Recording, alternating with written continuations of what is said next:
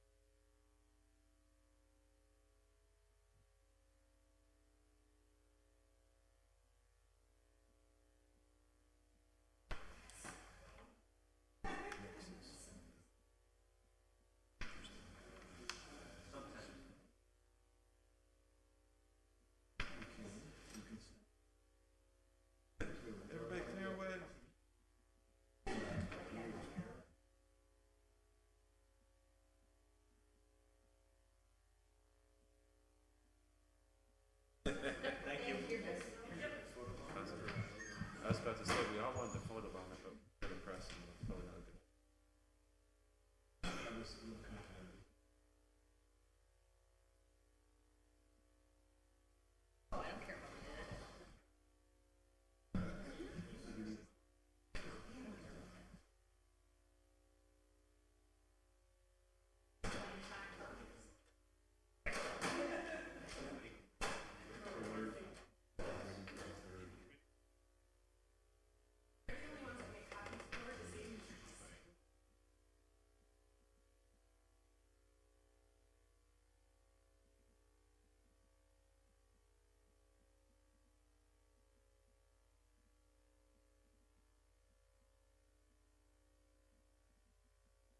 Inside the,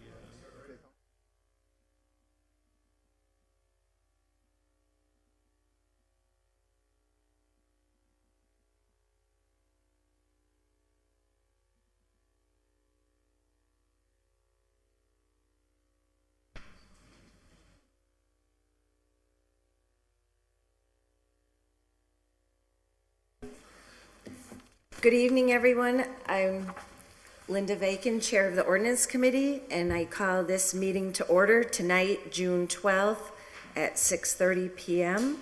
With me, I have Councilor Nelson Roman. I'm Councilor Linda Vacan, and to my right is Councilor Dave Bartley. With us in the chambers, we have Councilor McGivern and Councilor Sullivan. And, So I would entertain a motion to take up item 1 and open the public hearing. So moved. Second? All in favor? Aye. So item 1 is a public hearing for a petition by George Tersay of Gloversville, New York, to operate an RMRE and an MMD for medical and recreational marijuana purposes at 630 Bolio Street, Holyoke, Mass. Just as a brief summary, my understanding is from the various application materials that were submitted that as of a June 12th description, you're seeking a medical dispensary, a retail dispensary, and marijuana manufacturing. So what I would like to do is ask the applicant to come forth and run through the application for the committee with be understanding that we've received correspondence, I think, at least on one of them up until, today. So if you could walk us through questions that have been asked and answered, and if there's any documentation that's required to show the answers to the questions, if you could provide it tonight, that would be acceptable also. So just as a matter of housekeeping, when you come to the microphone, if you give us your name and address and the company you're representing, that would be great. Sure, do you want to come in? If you prefer to come in and sit at a desk and use the microphones there, you may do that. And just make sure when you press the button on the microphone that the light is on, and that means your microphone is live. How would you like to set up the tripod? Where's that? Just to see the plans. Maybe right here? Perhaps. You're okay moving to the other side so you can see all right? Once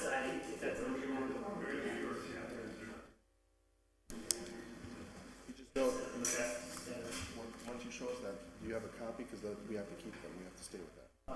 Is it, Okay, perfect. okay, I was gonna say, is it this?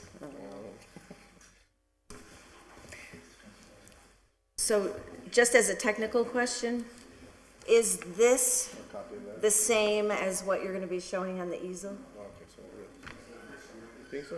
You think so? You hope so? Okay,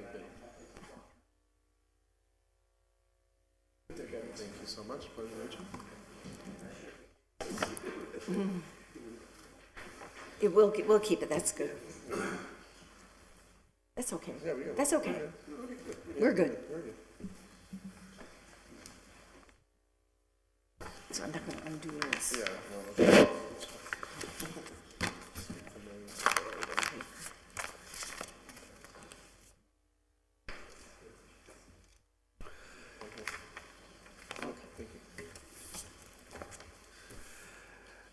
Okay. Thank you, Madam Chair. My name is Dick Evans. I'm attorney in Northampton, and I'm pleased to represent George Terse, who is with me today, who is the president of the corporation called Four Brothers, Inc., which will be doing business as East Coast Farms. That's spelled with a P, P-H-A-R-M-S. Mr. Terse and his team are from upstate New York. They're from Gloversville, New York. They own several businesses there, and they have been drawn to the city of Holyoke for the opportunities provided under the new marijuana bylaw. Last year, the corporation made an application to the Department of Public Health for a license as a medical marijuana treatment center or registered marijuana dispensary, and they received a provisional certificate of registration, meaning that their plan and the people were approved and all they had to do was execute it. They've also filed an application with the Cannabis Control Commission for licensure as a non-medical retail establishments. It's their intention to operate both the medical RMD and the retail non-medical establishment at 630 Bolio Street in Holyoke. So they'll be doing cultivation, processing, product manufacturing, and retail at that site. There will be, of course, the wall will be maintained between patients and non-patients with regard to sales. Now, there are two technical clarifications I'd like to make, Madam Chair. One is that the application we request be construed as coming from the corporation and not Mr. Terse personally. I've had him sign a little document to that effect that would be construed. We'd ask you to see it that way. Although it's a little ambiguous the way it was filled out, but it's the corporation, it's Four Brothers, Inc., that are seeking the license, the special permit. And as you pointed out in your comments, they do request a special permit for operation of an MME, an MMD, and an RMRE. It's the execution of my client's plan, Madam Chairman, that brings us here tonight insofar as the use of land and buildings and concerns, which is what zoning is all about. More particularly to ensure the health, safety, and the general well-being of the public, which is the language that's actually in the preamble to the medical marijuana bylaw. The project that is proposed by my client is aimed at accomplishing those goals, and it is to rehabilitate and repurpose the building at 630 Bolio Street, formerly known as the Gold Car Building, and use it for cultivation, product manufacture, and retail. The project, in my view, Madam Chairman, meets all the criteria of not only the general zoning bylaw, but also the marijuana zoning bylaw. I'd like to just comment as to some of those points, and then I will turn it over to Jeff Goldenar from VHB Engineers, who will provide the details and hopefully answer all your questions about the particulars. As to the social, economic, and community needs that are served by this proposal, this project puts an unused building to good use. It provides new jobs, new revenue, without imposing any adverse effect on the abutters, the neighborhood, or the community. The company has already signed a community host agreement with the mayor's office, and in which they promised to give first priority in employment to qualified Holyoke residents, and to collaborate with CareerPoint, with Holyoke Works, with HCC, and other organizations such as that for recruitment of new employees. The project presents no issues, to my knowledge, with regard to traffic, parking, and loading. There's ample space there for all of those things, and the site, happily, is near the bus route, so it means fewer people will be driving to it. I don't think that there's any issue regarding the adequacy of utilities or public services at that site. The neighborhood character won't change insofar as the building is going from an unused commercial building to a fully used commercial building. But it will look pretty much the same. As for impacts on the natural environment, there's not much natural about the IG district, but perhaps the air, which we try to keep natural, and the project does contain measures in the plans for mitigation of any possible air pollution that might be created. As for the potential fiscal impact, that's a significant one, and it's all positive, none negative. There will be, the city will take the 3% excise tax on retail sales. It will have 3% of gross revenue through the host agreement. It will have real estate taxes, which are unabateable under the host agreement. There is a provision in the host agreement, so-called a reopener clause, that says if another operator makes a deal that's better to the city, then this team has to meet that deal. I think that's in all the agreements. And the project will minimize any adverse effect on the abutters or other parties in interest. In fact, we held our community outreach meeting several months ago, and one or two of the neighbors came, expressed their concerns, and were addressed. What were those? I think it was, do you recall? It was about where the customers were going to line up to come in the front door, I think. And they wanted to make sure there weren't too many people lined up out front. And we explained to him that was not likely to happen because of the way it's configured.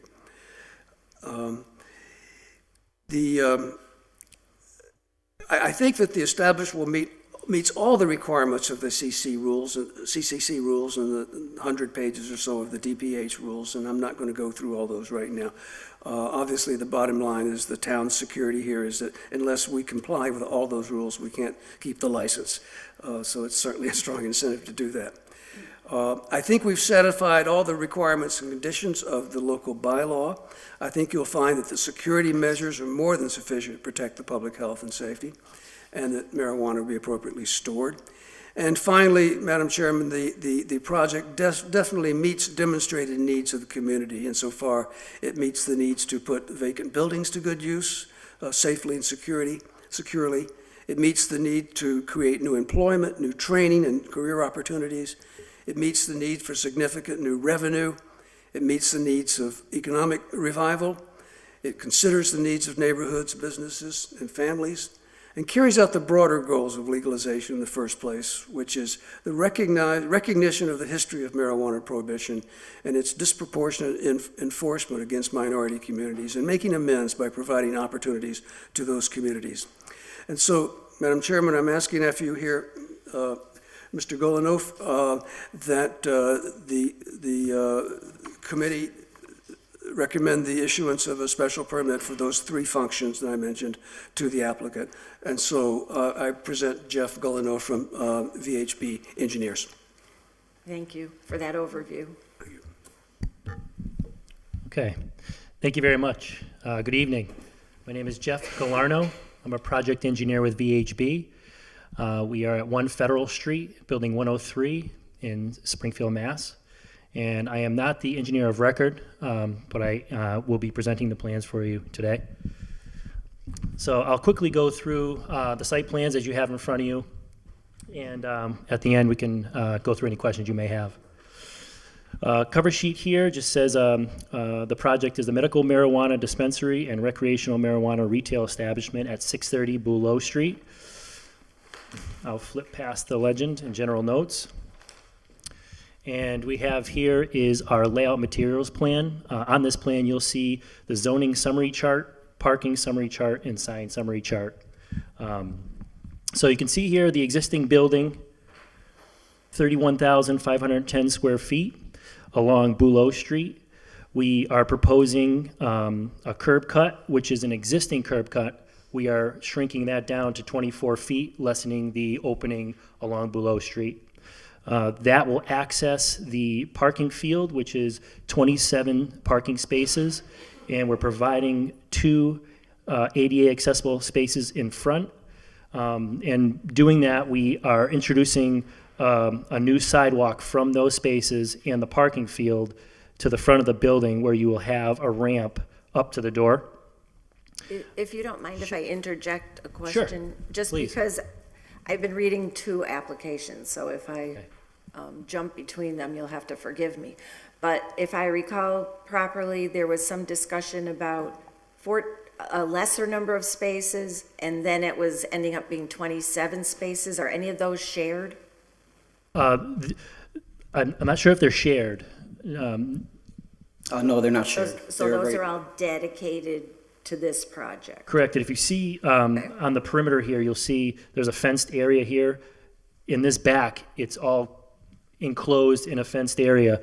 And then the property line is here. Mm-hmm. So this area here would just be dedicated to our use. Okay. Thank you. Sure. You can see that at the back of the parking field, there's a little bump out. That is to allow the back vehicles to easily get in and out of those spaces. The back fenced-in area will also house the dumpster. So you'll be able to access in this back area, pick that up, and then get back out. So they're not introducing any dumpster vehicles in the main parking field.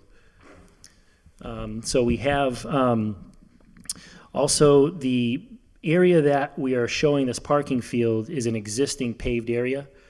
We're not introducing any new pavement. What we're doing is we're just saw cutting around the perimeter of the field, keeping that pavement, and then now we're showing green space around the perimeter of that parking. So we're introducing more pervious material on the site.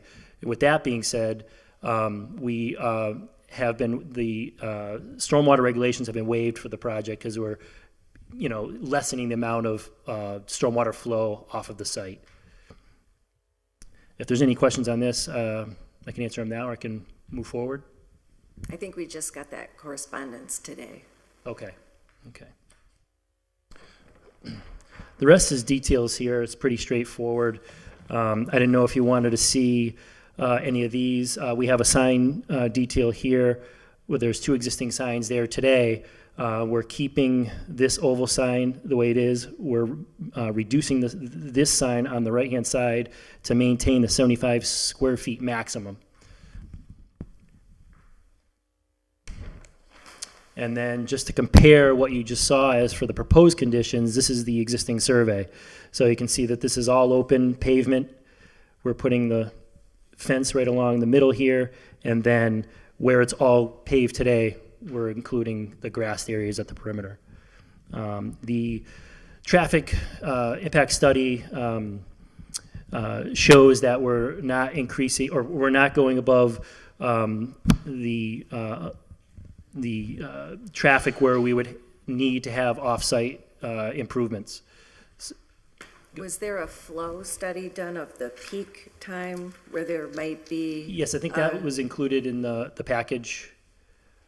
In yours? As far as the submittal package, yes. It basically indicates in the conclusion that it is the industry standard that if a site does not generate more than 100 new vehicle trips during a peak hour, capacity analysis are not required. I don't know if you have that. Well, what page are you referencing? This is in the, I think it's in the is it in the VHB package? yes, the traffic impact statement.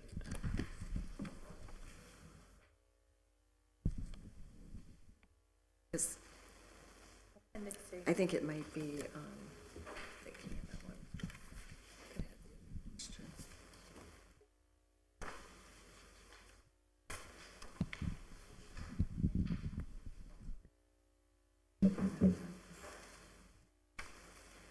well, we can go back if we need to.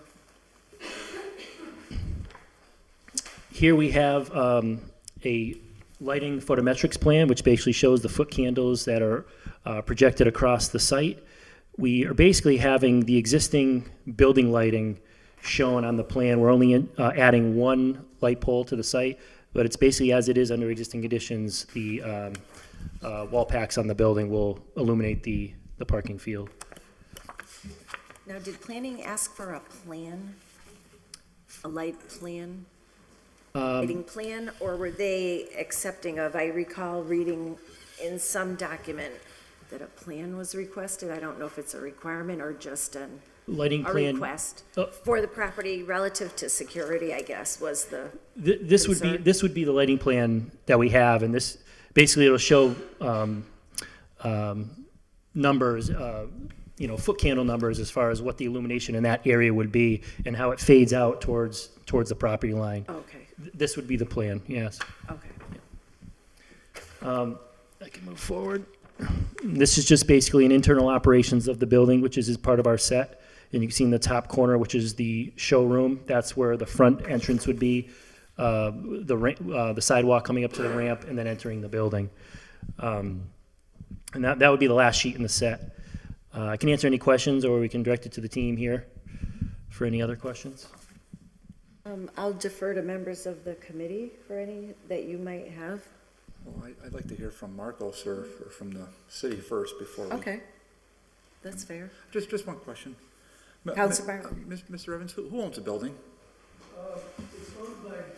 Can I speak into the mic? It's owned by Gold Car LLC, a limited liability company that is controlled by Mr. Goldenberger. I can't remember his first name.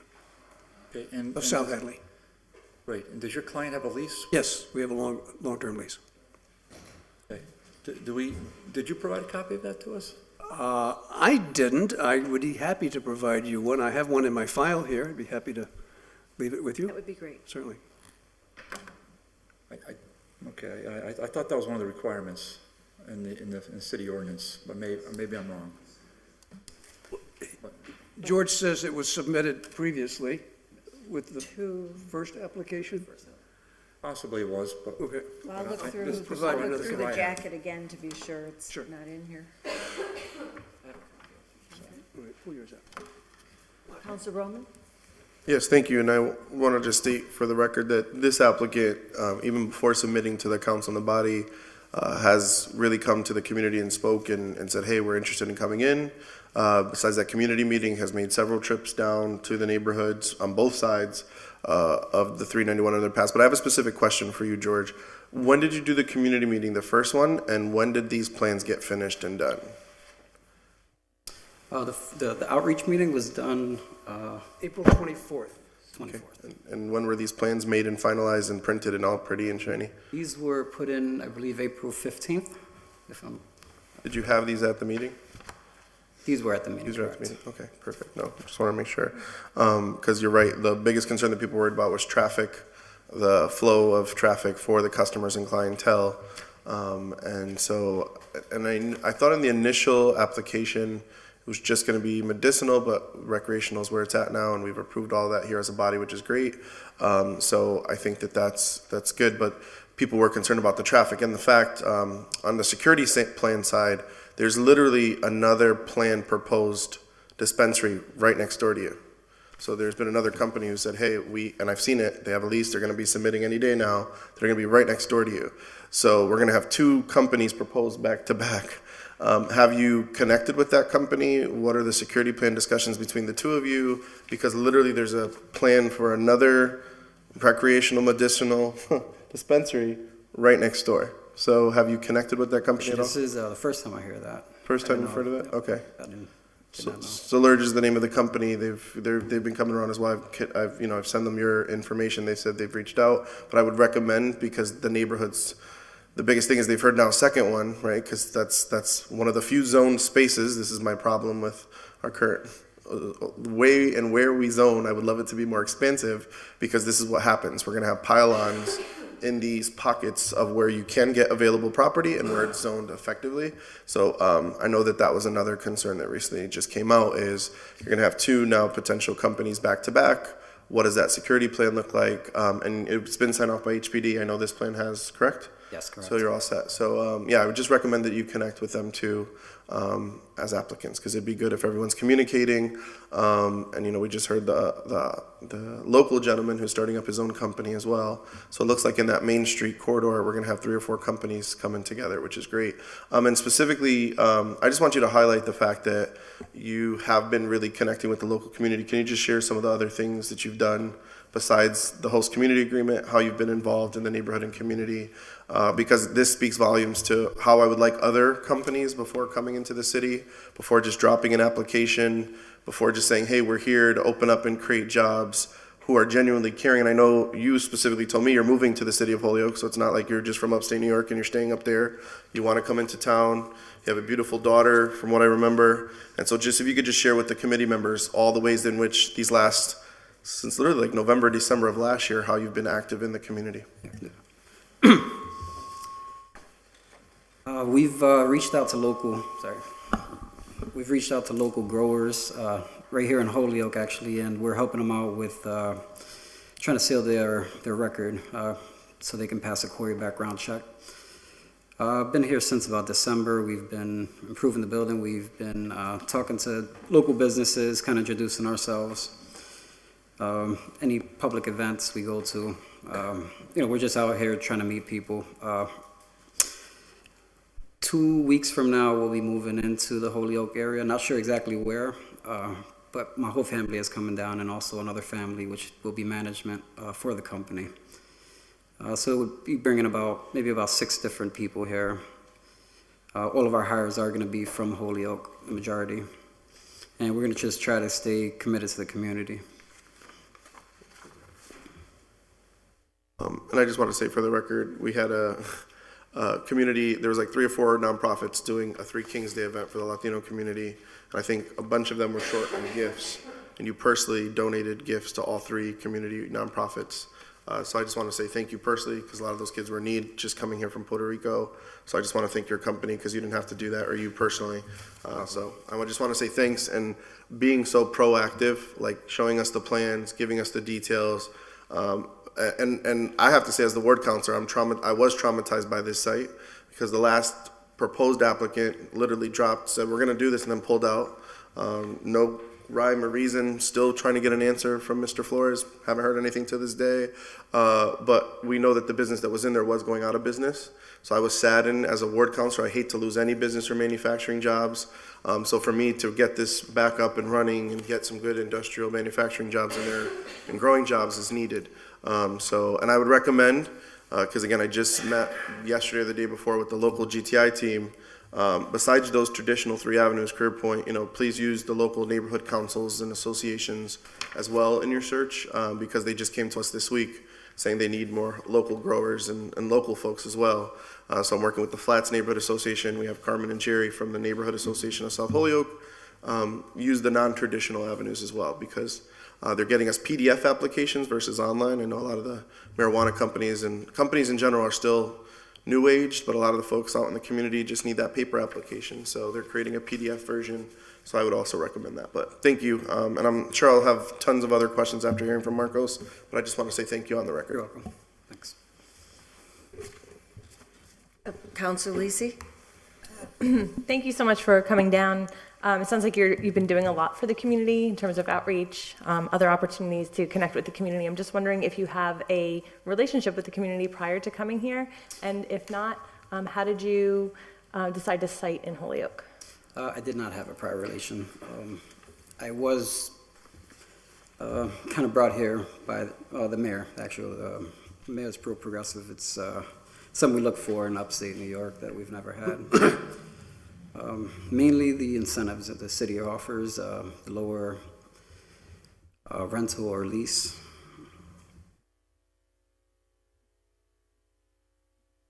Okay. Thank you. And actually, let me just clarify one thing. Are you talking about our mayor brought you here? Because I know that the mayor is close with some of the other mayors. No, in just his upstate New message York. brought me here. His message? Yes. Thank you. Councilor McGivern? Do we have a copy of the host agreement that's been drafted? I do not have one in the jacket. If not, can we get a copy of the proposed? And Also, is there a project extra copy of the proposal in front of you I could read? yes, there is. You got it? Thank you. Councilor Bacon, my 2 questions at the moment are, is the dollar investment that will be going into the building and the number of jobs that will be produced, which I believe were just talked about, but it didn't register. I'm looking for the dollar investment into the building. So far to date, it's about 2.5 mil. And the estimated number of jobs. We will hire the first 3 months of open retail. We will have 22 employees. And by the end of the year, we would have 28. Thank you. Welcome. Thank you, George. Not seeing any other questions in the moment. I'm wondering if we could invite Marcos Marrero in to give us a rundown on the meetings that have been held by the various departments. We did just very recently get updated communications from DPW and a June 12th dated update from Jeff Burkott. Motion to suspend the necessary rules to allow Marcos to join us. Do I have a second? Yes. All in favor? Aye. Welcome, Marcos. Good evening. So I could give you a general overview of the process that we follow and answer any questions that you may have for me. As the applicant noted, we've gotten significant attention from the cannabis industry, particularly because of low energy costs to grow, vast availability of space. in the city, and our competitive advantage as a city that has been an early adopter of a regulatory framework to allow this to happen. So with that interest, we want to make sure that the businesses start off on the right foot and are aware of the regulatory framework so that they can produce the best application possible. Once businesses have site control over a place where they're going to go and have at least a preliminary concept design of what they want to do depending on how they want to run their business, we call a pre-application meeting between multiple departments led by the Office of Planning and Economic Development, but including the Department of Public Works. I'm sorry, this doesn't have the little foam thing, so that's why it keeps, just back away. I'm a mumbler, see, that's why. Including the Department of Public Works, Board of Health, Fire Department, and others. Once that happens, they have a better understanding of what is the meaning behind the things in the ordinance, what kind of stuff the city is more likely to care about, particularly in the public realm and safety. Of course, companies also meet separately with the police chief, as they need to have a more in-depth rundown of the security plan. And once they have those meetings, then they submit an application to the city. It goes through the clerk's office. It gets forwarded not only to the council as a special permit granting authority, but to multiple departments. We have 21 days to comment. And with that, we provide a comment letter. In our case, I can't say I have seen every comment letter. I did see the engineering departments. In our case, we ask questions of the applicant. Jesus, this really jumps. We could probably give him Counselor Sullivan.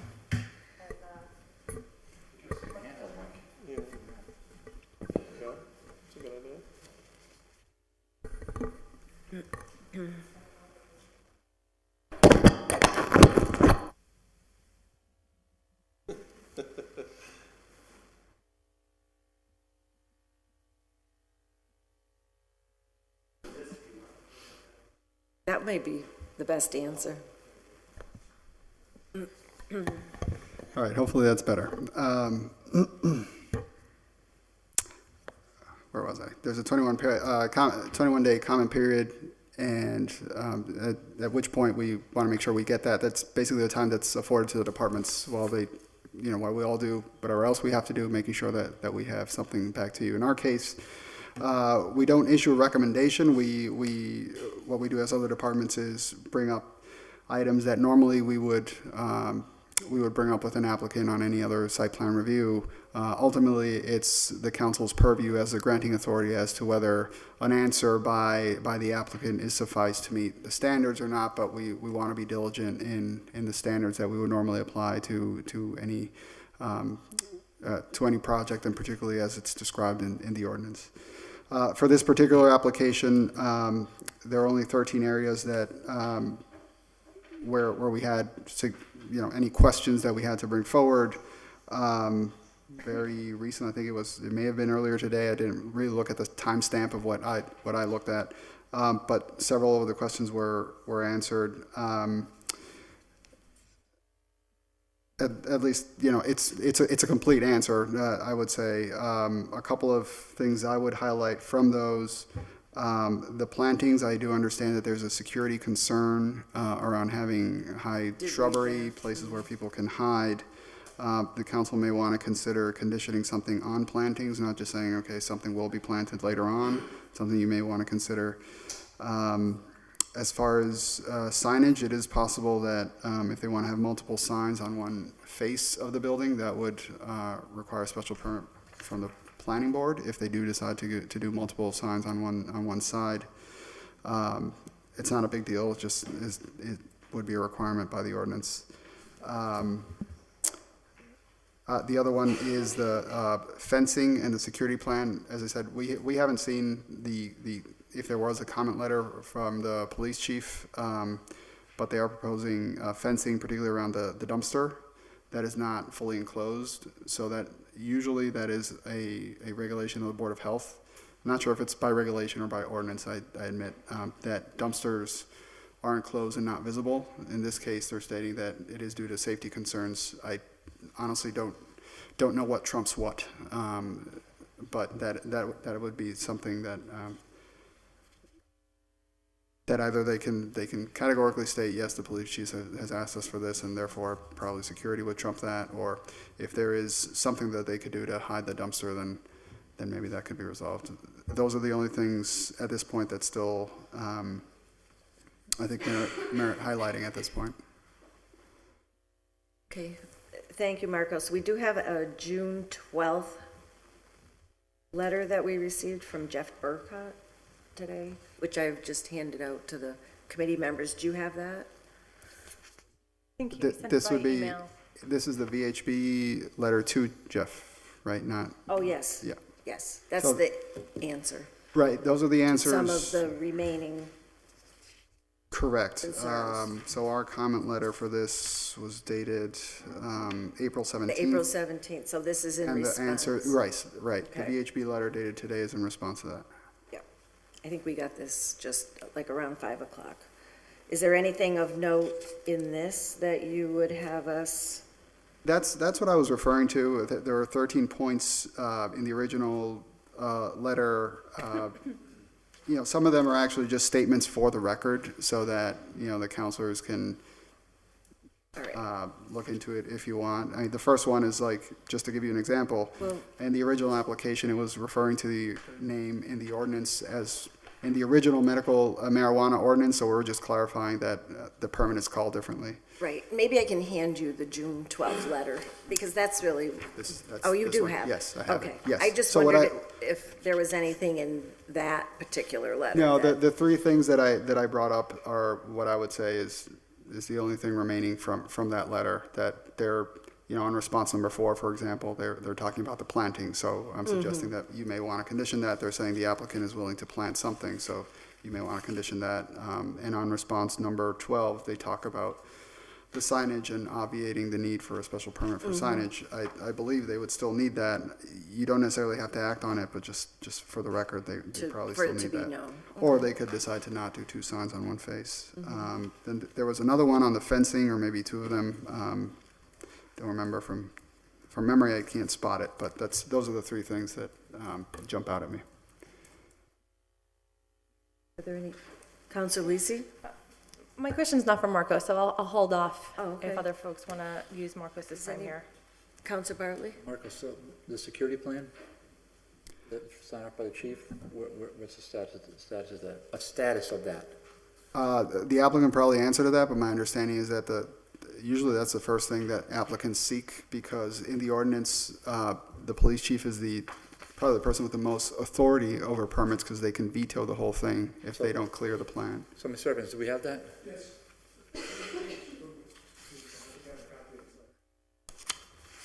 I don't have it in the jacket. No, I don't have the lease either. Oh, okay. No, that's all right. That's okay, as long as we have it. The host community thing, Okay. Joe's looking at it.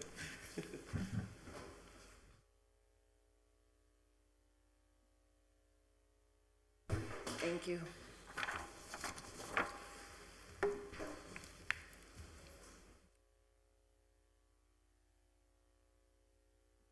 But if I read it into the record?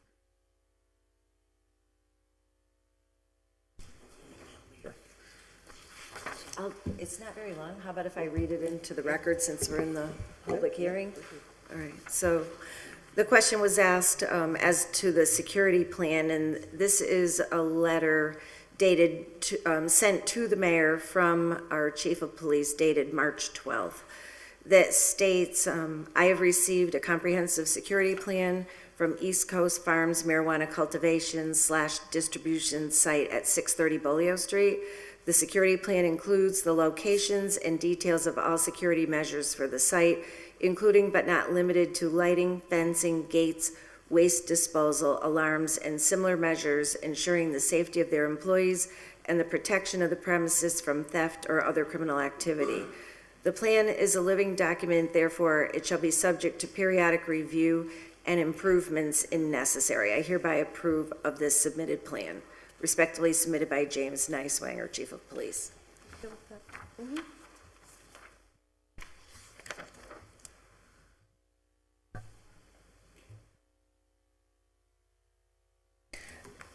So to whoever might answer this, are you anticipating any deliveries from any of the retail sites to individual locations in the city? Deliveries to our retail site? No, deliveries from your retail site to individuals. Oh, no, no, we're not doing a delivery service. Is that what you mean? Thank you. There you go. Counselor McGivern? So, excuse me, quick question from Marcos. Marcos, is there a length of time on this type of special permit? Like, does the permit expire itself? That's my question, because the host agreement talks about being renewed in 5 years. And I don't understand the purpose of it unless it's linked to the special permit itself. If I'm remembering this correctly, because it's now been maybe a month and a half, which was a lifetime ago. I think state statute limits the length of the host agreement. They don't allow us to go indefinitely. So let me rephrase the question. So if the host agreement gets renegotiated, will the special permit be up for grabs too? I don't think so. I think we're going to have to I didn't change expect that question, so honestly, I mean, if the city council is going to approve a special permit based on the host agreement, and the host agreement can change without the special permit being addressed because of the change of the host agreement, then I think we have some issues here. the only thing I would caution counselors that the ordinance doesn't state that the host agreement is a criteria for approval of a special permit. The special permit, the city council can state it's a criteria for the special permit. If you're going to be willing and dealing and not, bringing it forward to the city council and ask us to act on special permits, that makes, a division in the type of government we have here.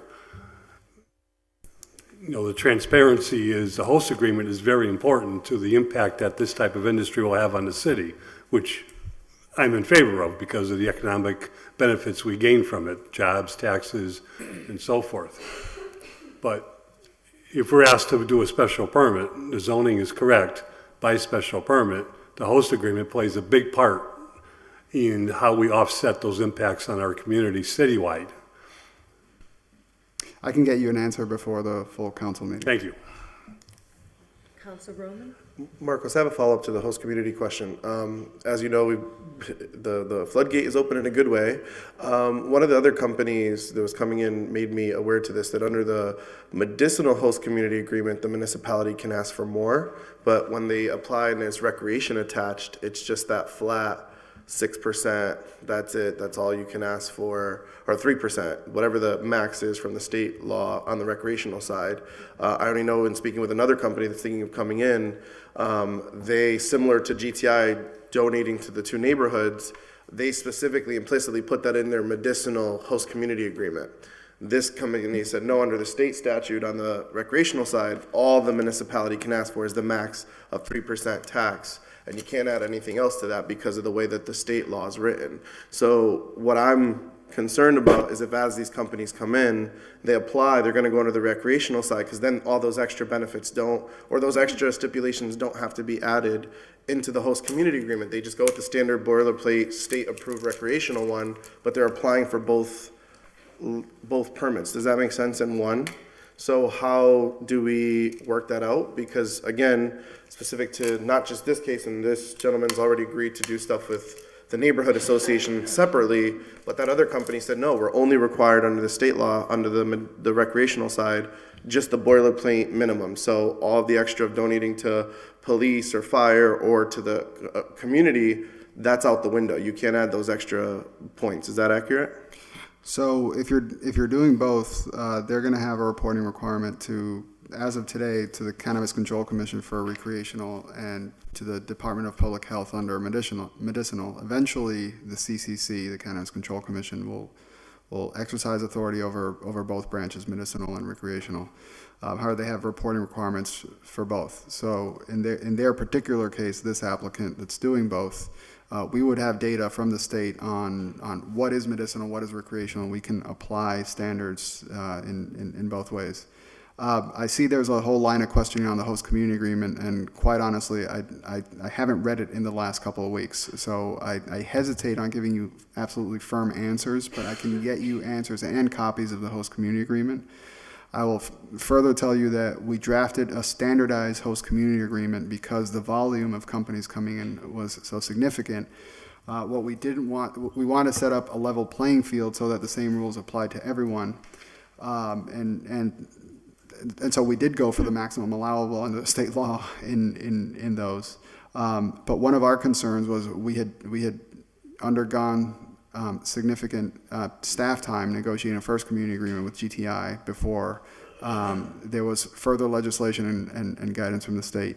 And one of the provisions in there, as any company would want to have, is that if any other company gets different terms, that could modify, that would open up for modification to that company. We can't simultaneously and constantly renegotiate 12 or 15 contracts or how many companies we have manufacturing here. So we want to have one standard, predictable host community agreement, which adds to that positive environment the applicant was referring to later on, not only the regulatory, but that everyone knows exactly what they're getting into. So I'm happy to provide that and provide a summary primer of sorts addressing some of these questions. So if I may, through you, Madam Chairwoman, and again, Marcos, what I'm basically saying is exactly what you just provided. So in the GTI host community agreement, it provides a different host community agreement than all these other companies that are coming before us are getting, because we the community, we the people put an extra level, and they were glad and happy to do that, to be able to provide this extra whatever we call it, the community donation of $15,000 a year, and that's very public, transparent. My colleagues called it boss politics or whatever. So in essence, what you're telling me is because GTI now has a separate one, they could come back and renegotiate that right out. They can say, hey, all these other companies, there was no extra level of provision, and what I'm telling you is what I'm hearing from these new applicants coming in is because of that Templar plate, one, and two, it's that this recreational law allows for just that. That's all. But under the medicinal host community agreements, you could have leveraged more. So again, yes, I know you can't answer this right away today. I would like answers, because what it provided for us under GTI was exactly that. We keep seeing and hearing, with all due respect, and I'm going to get into our budget time, our colleagues continue to say it, we're facing a what is it, Madam Chairwoman? 2.4. It's up to 2.4. $2.4 million deficit. So that max 3%, my neighborhoods aren't ever going to see that. The Springdale neighborhood is never going to see that. So the only leverage we have as a community and as a neighborhood is to ensure that we're able to go to these companies and say, hey, what can you donate back to the neighborhood directly? Or what impact can you have directly, right? And granted, this is a perfect example of a great applicant who's done that. But there's others we know in the future who might not come and negotiate with the neighborhood. They're just going to come into your office or whatever office is there, and whoever's in that office, and say, hey, here's the boiler Templar plate one. But now we've already, in essence, created a different contract, host community agreement, GTI versus all companies afterwards. So, and I do applaud my colleague for saying that. I agree. We did file an order here that all, similar to the city of Springfield, there's other municipalities in Massachusetts that do this, all host community agreements need to be ratified by the city council. Springfield has that power and authority, so to see municipalities don't do that is not, and they do. Springfield does it right down the street because we need to see exactly that, what is being negotiated on. And I agree with my colleague, Councilor McGivern, if the host community agreement is up every 5 years, the body should see that, and so should the public and the community. So I know you don't have the answers. I was just kind of more stating for the record that in essence, by doing this, we have created that. And again, this applicant has been very committed. So it's not, I don't want George for you or your company to feel, because he's already made a commitment to Carmen and Jerry separate. I have nothing to do that in the neighborhood association, which I applaud you for, to being a partner, being a member of that association, helping support movie nights and all that stuff. But I just don't want to create that two-level, what you just stated, two different host community agreements, which then opens the door for GTI to then come back and say, well, hey, look, all the rest don't have that extra stuff. We want that gone from our host community agreement. Thank you. Councilor Lisi? Thank you. On a related note, I know that this language of adult use marijuana establishment is fairly new since we've passed recreational use in the state. And when GTI was before us, they were going only for the, at the time, RMD, right? Registered Medical Marijuana Dispensary. And now it seems that this particular company is looking for 3 different permits. So should we have 3 different host community agreements for each of those permits? Because how is that a level playing field to ask one company who has one type of use and one permit to then say that, you know, this other company that's coming in with 3 separate permits is contributing its fair share to the host community? We are going to have 3 different types of permits, 3 different types of uses, and I think that there should be relatedly 3 different host community agreements for each of those different special permits and uses. And I'm sorry, council has something to add to that. Well, a couple of things. We're only asking for 1 special permit to perform those 3 functions. I don't think it's necessary for 3 permits. And the amount of money shouldn't change whether it was 3 permits or 1 permit, because it's still based on the gross revenue that's produced in the aggregate.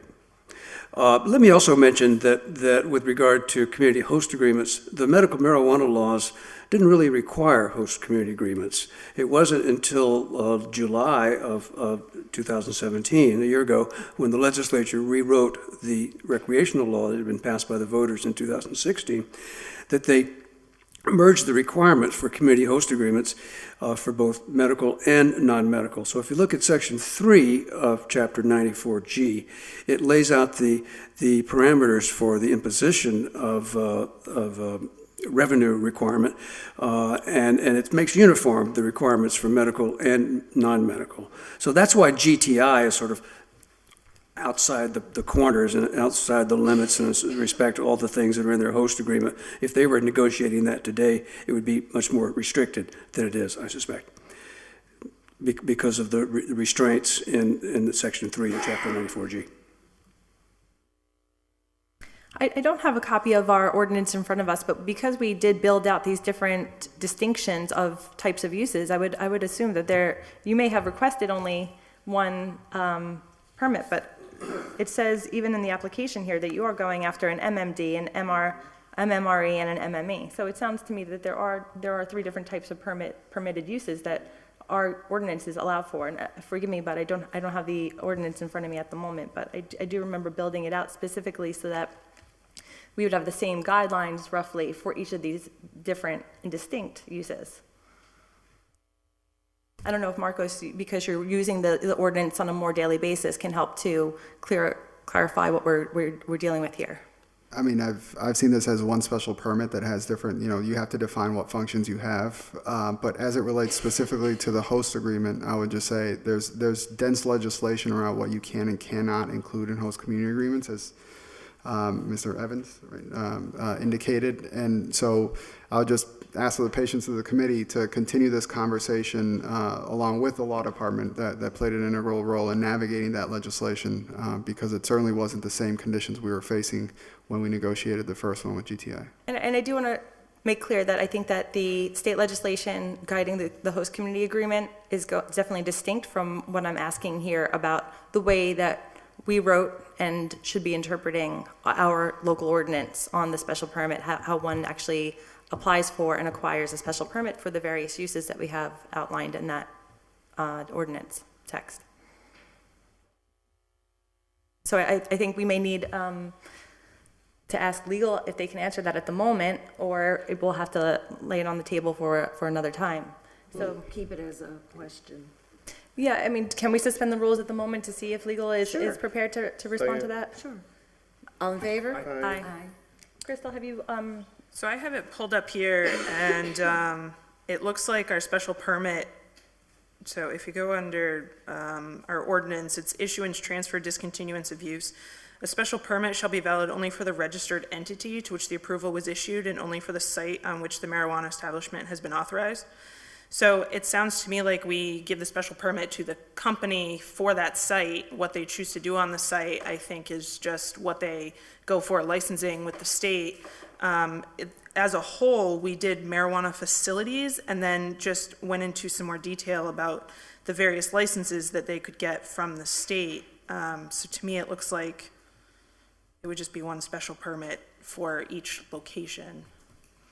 And if I can further add some background to that, there's a distinction in the four types, because particularly in the drafting of the original proposal, which OPD had a hand in, we wanted to distinguish between uses out of the desire of having different uses in different zones. So right now, we have it all in the IG zone. But the proposal stemming from the administration was having manufacturing uses in manufacturing zones, but retail uses in other business zones. So it was important to differentiate the categories that way. That's not how the zoning plays out right now, but it is that modularization is there. So it wasn't really intended to differentiate you need to get 1, 2, 3, or 4 different permits. Crystal's right. At the state level, you would get different types of licenses. Yeah. I'm all set, thank you. Council Roman? Yes, and I guess, and I'll use this applicant as an example. So you're very right about the strict, dense legislation around the new host community agreement laws, but similar to this applicant, and I think for any applicant coming forward to the city of Holyoke, and poor Jack's before us again, he gets tortured all the time with us. He loves us, right, Jack? Just kidding. I think that there's ways to, still be good neighbors to the communities and surrounding communities that's outside of this purview. If the legislation says, okay, the max is 3%, like I told you, with a $2.4 million deficit, and I already know you're going to sign a MOU with Carmen and Jerry, because that neighborhood association has done that with other companies that are developing in the neighborhood that are outside of our body. They just have a MOU agreement with the company, and whether that's jobs, whether that's money, whether that's donations, that's fine, but it'd be great to see those attached. Like, hey, there's this standard template boilerplate MOU, host community agreement, and we've connected with the local neighborhoods. Because I don't care if it's, whatever part of the city of Holyoke, whether I'm not here for long or here for years, I don't care what ward it is. With that deficit that we're not seeing going down anytime soon, if you're going into any one of these neighborhoods, they have real needs that aren't being met by our city budget.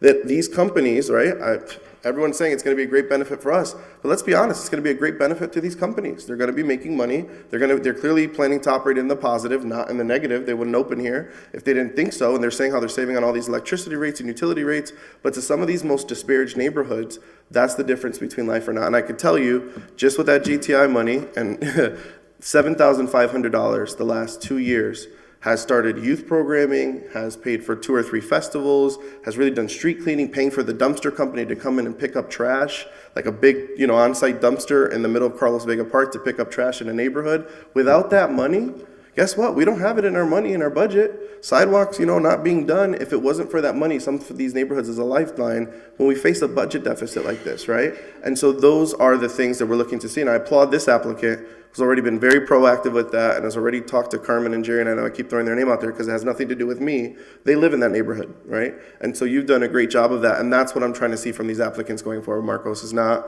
necessarily, if we're stuck with the host community, great.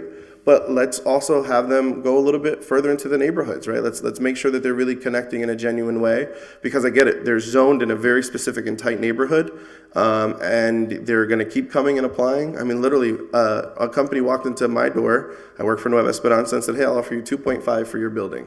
Thank God we weren't zoned properly, because I would have had to brought that plan to my board, and I don't know what would have happened if I lost my Mercado building, but that's the need, right? The need is that this industry needs places to build. We're not zoned for it, thank God, because that could have been a lifeline, but we also want to make sure that we're doing what's right for the residents. So that's all. Thank you, Madam Chairman.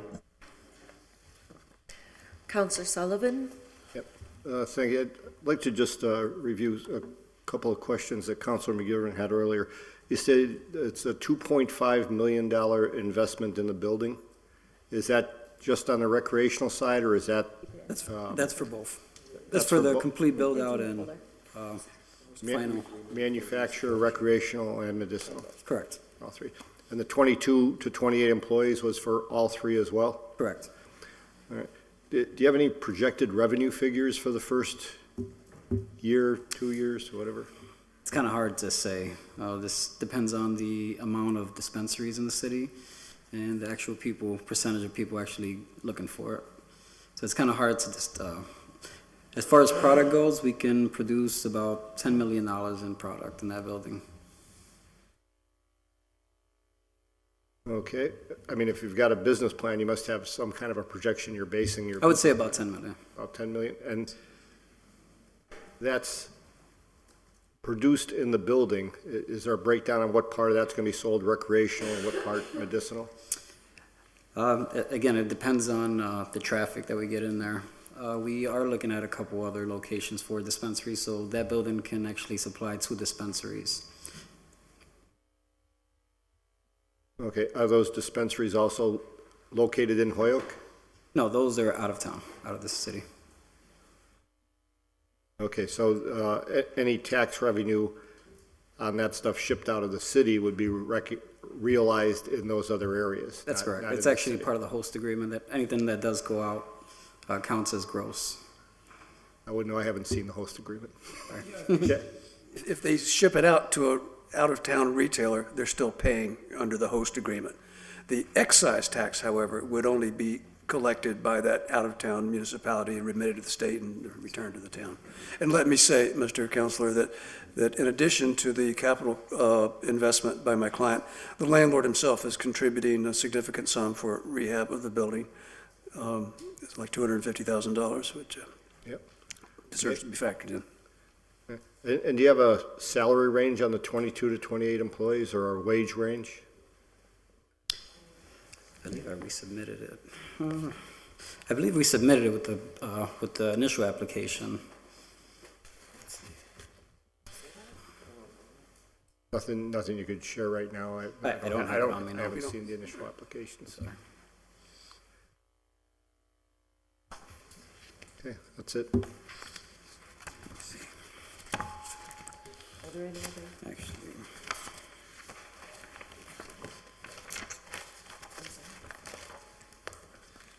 Right. Is there any, so if, not to belabor this, but because we've had so many issues with projects and parking, I'm on that June 12th letter, and it states that the confusion was in the narrative. Was it the initial narrative? This is number 6 from VHB on the June 12th letter. Is the narrative that was incorrect the one that said the parking area will be maintained for 18 vehicles? I'm lost as to where the error was.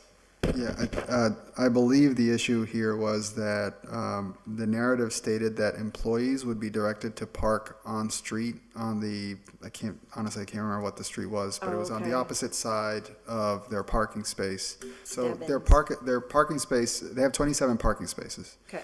But in their narrative, they said employees would be directed to park on street, which is how it had been used before by the previous company. But just, we were stating that that's public right of way. So yes, people can park there, but it's not reserved for them. So they noted that they understood that it was first come, first served. So employees may be directed there, but if they don't find parking, they're going to have to take up space in their parking lot. We just didn't want to create a scenario where, a new company coming in and say, well, no, these are our parking spaces. Oh, We got a right, special right, on permit for public it. street. Well, it's the street. But it was still found to be adequate. Right. They still have the 27 to address their concerns. Yeah. Okay, thanks. Okay. Can I ask another quick question? Oh, sure. So Councilor Lisi. this is for the engineer. The page that we're looking at here, this is the plan of the entire site and where the different uses would be cited on the location? Correct. Can you just help point out again how everything's going to be arranged? Sure. So you can see this dark line here. I'll point it out. That is the property line. Mm-hmm. My next, I'm pointing to next is the actual building. I know it's scaled back because it's an existing condition. It won't be proposed. Otherwise, it would be shown as dark. So right here is the existing building. And then from here down is existing paved area where we're cutting it in half with a fence. From here down will be the 27 parking spaces with access off of Below Street. And again, we're shrinking down that wide opening off of Below Street to 24 feet, which is required for an access into the parking field. And again, the back area will just be, you can see the dumpster located here, and I think that is deliveries in the rear of the building. So you can see that they can access here 30 feet wide. I don't know if that answers your question. You want me to go? So that's going to be the green space that you were talking about earlier? Right, so Yeah. so in this front area, under existing conditions, it's all paved. Mm-hmm. So we're going to be saw cutting that pavement right here, and then that will be curb. Everything outside of that on the perimeter will be green space. So along the property line, there'll be a buffer between the property line and the parking field of green space. And then behind the fence where the dumpster is, that's going to remain paved? Yes, correct. Okay, so I'm going to ask another question.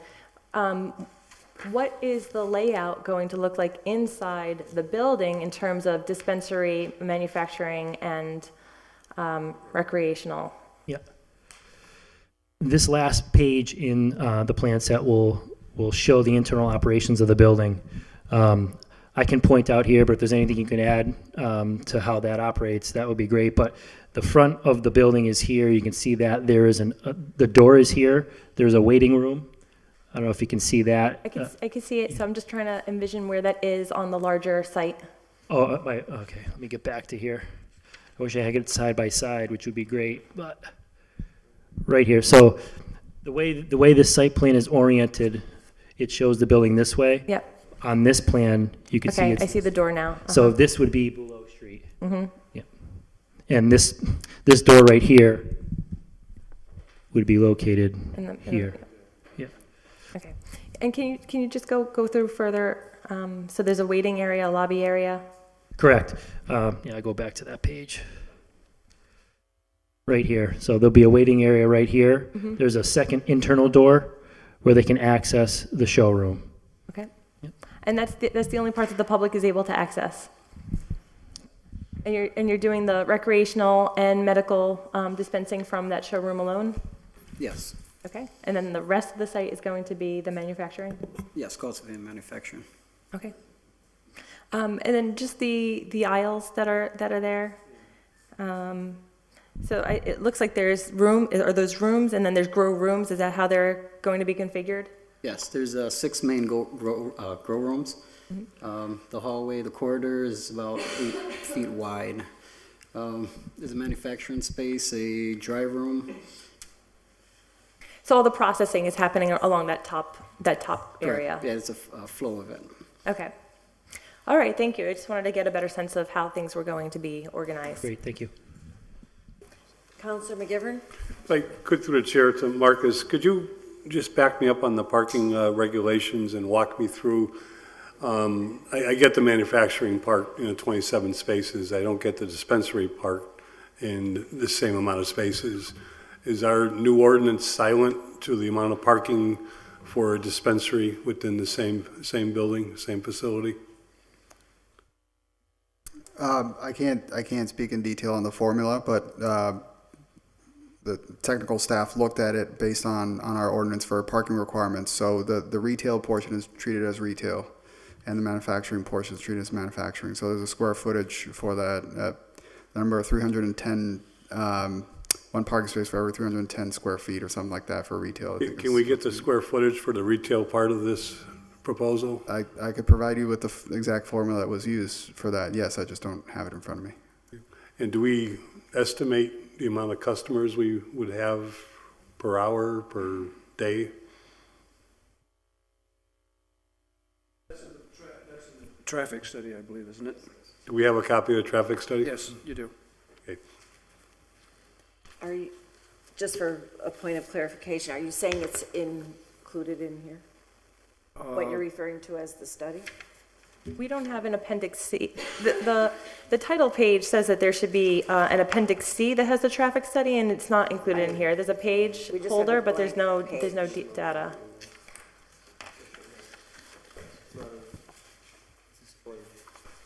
Oh, this is different. That's,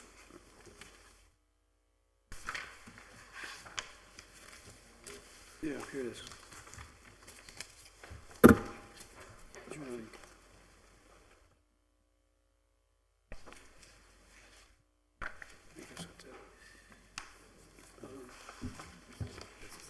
this is all I have, this. Oh, yeah, this is part of it. This folder. That's all I have. far as packet these. Okay, yeah, the entire appendix C. Give it to the chair, yeah. Thank you. The keys. It's not a judge.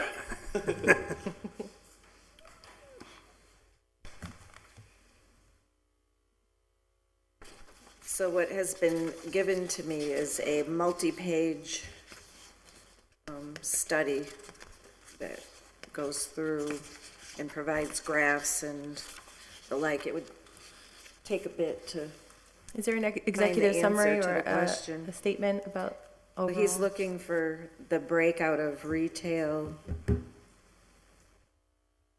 So the project,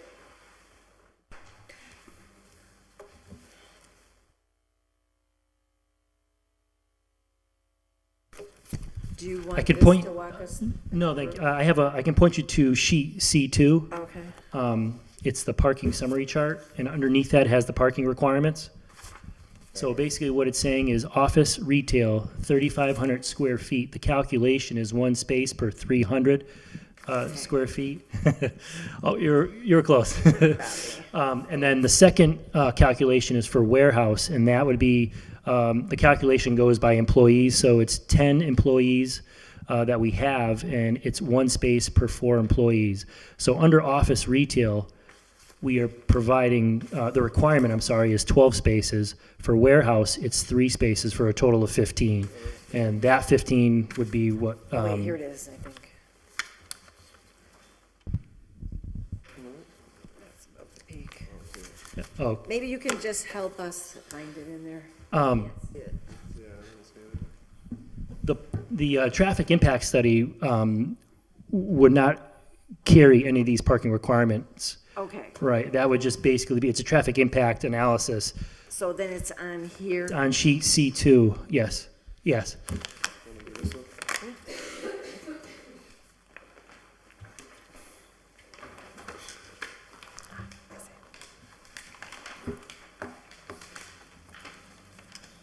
Top right of the sheet. Yeah. It'll show the required and provided.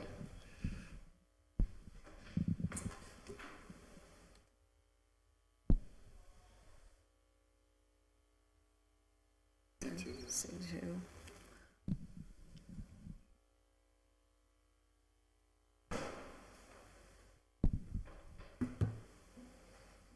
Any square footage for retail for this proposal is how much? It is 3,500 square feet. So this calls for dedicating only 12 spaces for customers. Based on yeah, correct, one space for 300. What would the estimate time a customer would spend in a facility like this? Has anybody thought about that, or? It's roughly around 5 minutes. It's just as quick as going to the store and walking out. Everything's right in front. I don't know of a store in Hoyok where I can get it in and out of in 5 minutes, and my wife spends We're in upstate New York. five times as much time. There's going to be choices to be made. You know, I mean, people eventually will know what the product is they're going for, and I'm sure, but they're going to look at what else you're selling. Right. And 12 spaces, I'm asking, I'm not sure, because this is brand new to everybody. You know, is this enough customer parking spaces is my question. Rhetorical, not sure we can answer it this evening. Got a lot of questions we're not answering this evening. Thank you. To that point, Counselor McGivern, I just want to make sure that I have noted all of the open questions. Thank you. So if you could just let me know what remains open for you so that in between now and the next time we reconvene, we can hopefully provide those answers. Will do. Okay. Madam Chairman, just to be clear, what he was indicating was the minimum requirements, right? So when he says 12, it's the minimum requirement by ordinance. They're providing 27 total spaces. So just to make sure that there's no misunderstanding, they're not providing 12, they're providing 27 total. I don't understand, Marcus. Be honest with you, I'm very comfortable with manufacturing, and I want to be comfortable with the dispensary part. Trying to, when you combine both together, which I understand is relatively new concept to this whole thing, it has a different impact. And I just want to make sure we're accounting for that impact. I get this is an industrial park. I get there's minimal impact on any residential neighborhood in terms of who's going to go there, except for the flow of traffic coming and going. And I'm sure our engineer, or we have a new engineer from what I just heard, will be consulted on this traffic study, and we'll have some feedback from the planning board and the new engineer about the traffic study, because those numbers need to be looked at. Standard procedure, right? I just have a really quick question. Councilor Reese? So because we've legalized recreational use in the state, is consumption provided for? Can people sample and try products in the showroom? So it's really just picking up your product and leaving, and there's no sampling? Okay, thank you. Yes. I'm not seeing any other questions at this time. This is a public hearing. Is there anyone from the public who is here on this matter who wishes to speak? Mr. Yoss, welcome. But you still do have to give us your name and address on the mic. Thank you, Dave Yost from 20 Sydney Avenue. I can't come and resist making a comment. So my comment, I think it's a fantastic recommendation by Councilor Roman that going forward, host agreements be reviewed and approved by the City Council. I think that would be an excellent thing if the council would consider going forward with that. And my question is, it was touched on already, but as far as the hiring, giving preference to Holyoke residents generally and people from the immediate neighborhood specifically, is that going to be formalized in any way through policy or procedure, maybe in the host agreement itself? Yes, it is in the host agreement. Okay, thank you. Councilor Roman. So I just want to clarify, it says they're going to work with Career Point, FutureWorks, the traditional. By the way, FutureWorks is closing its doors, so we have to remove that from the list of places you can use. Holyoke Works, sorry, not FutureWorks, Holyoke Works, which was another career center, so I'm devastated. But I just want to say for the record for Mr. Yost, the MOU specifically that you're signing with Carmen, Jerry, and the Neighborhood Association is to work specifically outside of this, because we're learning that but you've committed to them to hire people from the immediate neighborhood. So this specific applicant has gone above and beyond and talked to the neighborhood association and said, hey, what can we formalize to help get those specific folks? And we've seen this done with Demented Effects. They have a host MOU with the neighborhood association, which we showed you, which is great. And so Lurge is going to sign an MOU with the neighborhood association saying, hey, out of these jobs, how many applicants can we get? And it's not a guarantee of employment, it's just getting those applicants in front from the neighborhood. Because as we know, when you use the traditional models of great institutions, they sometimes struggle. But these neighborhood associations are literally going door to door. That's what Carmen and Jerry are doing today for GTI. They met with the neighborhood association and said, hey, we're still lacking some local applicants, and they're going door to door. So I applaud this applicant for doing that, and again, I thank you for doing that. Just to clarify, the host community agreement does specify local neighborhood associations as well. So it's something they've agreed to do as well. Yes, sir, would you like to speak? If you just give us your name and address, please. Hi, my name's Dave Caputo. I live at 903 Dwight Street in Holyoke, and I'm representing another group that's applying for a special permit for a recreational cultivation facility. And I had heard the discussion you had about the additional donations on top of the host community agreement. When we first submitted our proposed host agreement to the city, they had not come up with a standardized version yet. We had included that we planned on donating $50,000 a year to local community nonprofits, and that has been dropped from the host agreement because of the standardization. But we just wanted to say that we're looking forward to working with the council and other people to see how we can still meet that commitment, because that's our internal commitment to the city. I just wanted to put that on the record. Thank you. Thank you. And Just to Council Roman's point, I don't think there's any host agreement that would prohibit any corporation from making a donation to a charitable entity separately from any host agreement. Right, Marcos? That is absolutely correct. However, the legislation does place limits on what host community money can be provided for. That's why I'm trying to not get into it, because I know Right. it's going to generate more questions that I won't have specific answers for. But I just want to caution putting stuff in the record that creates the wrong impression. We are not trying to take money out from communities when it's being put on the table. There are very specific limitations that state law is providing on municipalities, because the state knows that every municipality is going to try to squeeze as much money out of the industry as possible. And bear in mind that the regulations are being done in a way so that it can displace the black market of drugs. So the more money we take from the companies, which can be really great for all the reasons that has been talked about here, it could also raise the price of the product. So there's a trade-off. We wouldn't leave money on the table on purpose, but we do have very specific limitations on how that can be used. And I welcome that conversation. I just want to make sure that we don't leave here with the wrong impression that someone offered us $50,000 and said, no, that's fine. Thank you. Not seeing any more questions in the moment. We do have some outstanding questions that Councilor McGivern has and some other folks have raised that we'll be seeking the answers to in between this meeting and the next time we reconvene.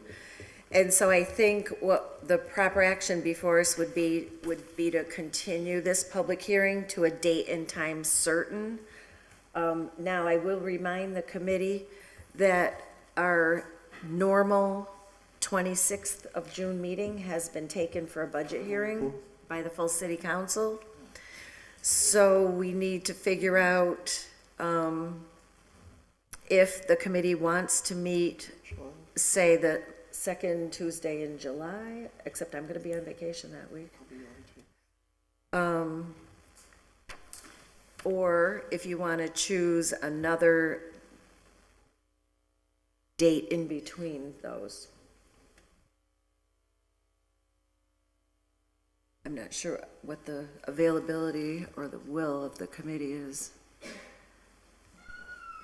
Now, we do not have a city council meeting in July, right? No. So we could use one of those other Tuesdays also.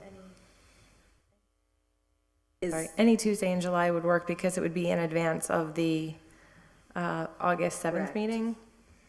Correct. I would say that I'd rather keep things moving. I can be here for the 3rd. I could go for the 3rd. No? No, only 2, unless 1. You want to go to the 17th? Does that work? Should be okay for me. Make a motion to continue the public hearing to July 17th At at 6:30 6:30 in these chambers. in the city council chambers. So if anyone that has remaining questions would forward them either to me, well, I think, or through Marcos, are you an appropriate path? I would say directly to the committee. Usually we're only one commenting body. There are multiple in the city. So if there are questions, if you funnel them to me, I'll try to get them to the right department to get the proper answers so that we'll be ready with those on the 17th. And I would ask members of the committee to be considering conditions that you would want on the special permit prior to the next meeting. All right, so can I have a motion to? Motion to table until the 17th at 6:30 p.m. Second, I think we have to say continue. continue the public hearing. Motion to continue the public hearing until Second. July 17th, 6:30 p.m. Council chambers. All in favor? Aye.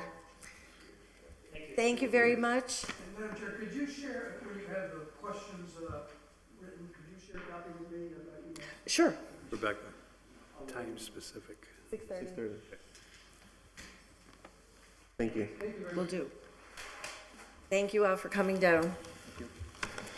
Motion to take up item number 2 and open the public hearing. All in favor? Aye. Item number 2 is a public hearing for a petition of Canna Provisions, Inc. for a special permit for recreational marijuana dispensary at 380 rear Dwight Street. Let me just put these papers in the proper folder. 6:30. This is the next one we're taking up? Yes.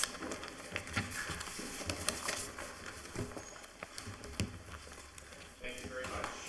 And, hear a lot of the same Thanks. things that you just heard. Well, now you know all the questions we're going to ask. Yes. You can preempt us. So thank you for the early invitation. Yes, we signed a host community agreement. Do we have a copy? Do we have it? Yes, you do. And you can substitute Canna Provisions for the last host if you don't have ours in front of you. So we're very happy to be presenting to you today. This is retail, recreational only. So no growing. So no growing, no laboratory, retail, recreational sales in a tiny 1,200 square foot building between the first level canal and the second level canal, actually just down the hill from here. So here's Dwight Street, go down, here's Canal Arts, and in back here is a building that's kind of falling apart right now.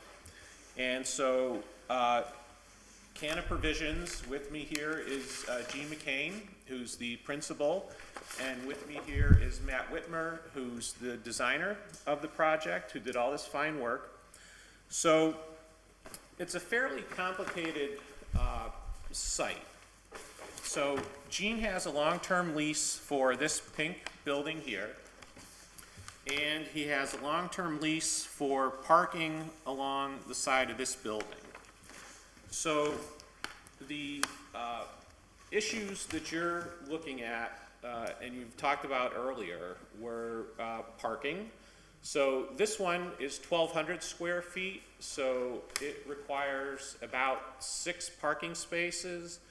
Councilor McGivern, we agree with you that we think 6 is kind of ridiculous for a retail space, so we have a total of 12 just dedicated to customers. All employees will be parking up here at the Dwight Street garage with monthly parking passes. I did notice that. Yes, so that's good, revenue for the city as well.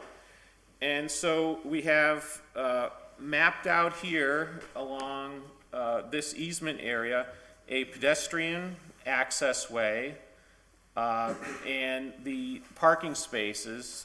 You do have a letter in your packet, Councilor McGivern, from the police chief saying that it essentially reads the same as the one you just read. That it's a living document, the security plan's a living document. So the number of employees, total number of employees is approximately 20 and approximately 10 on site at a time.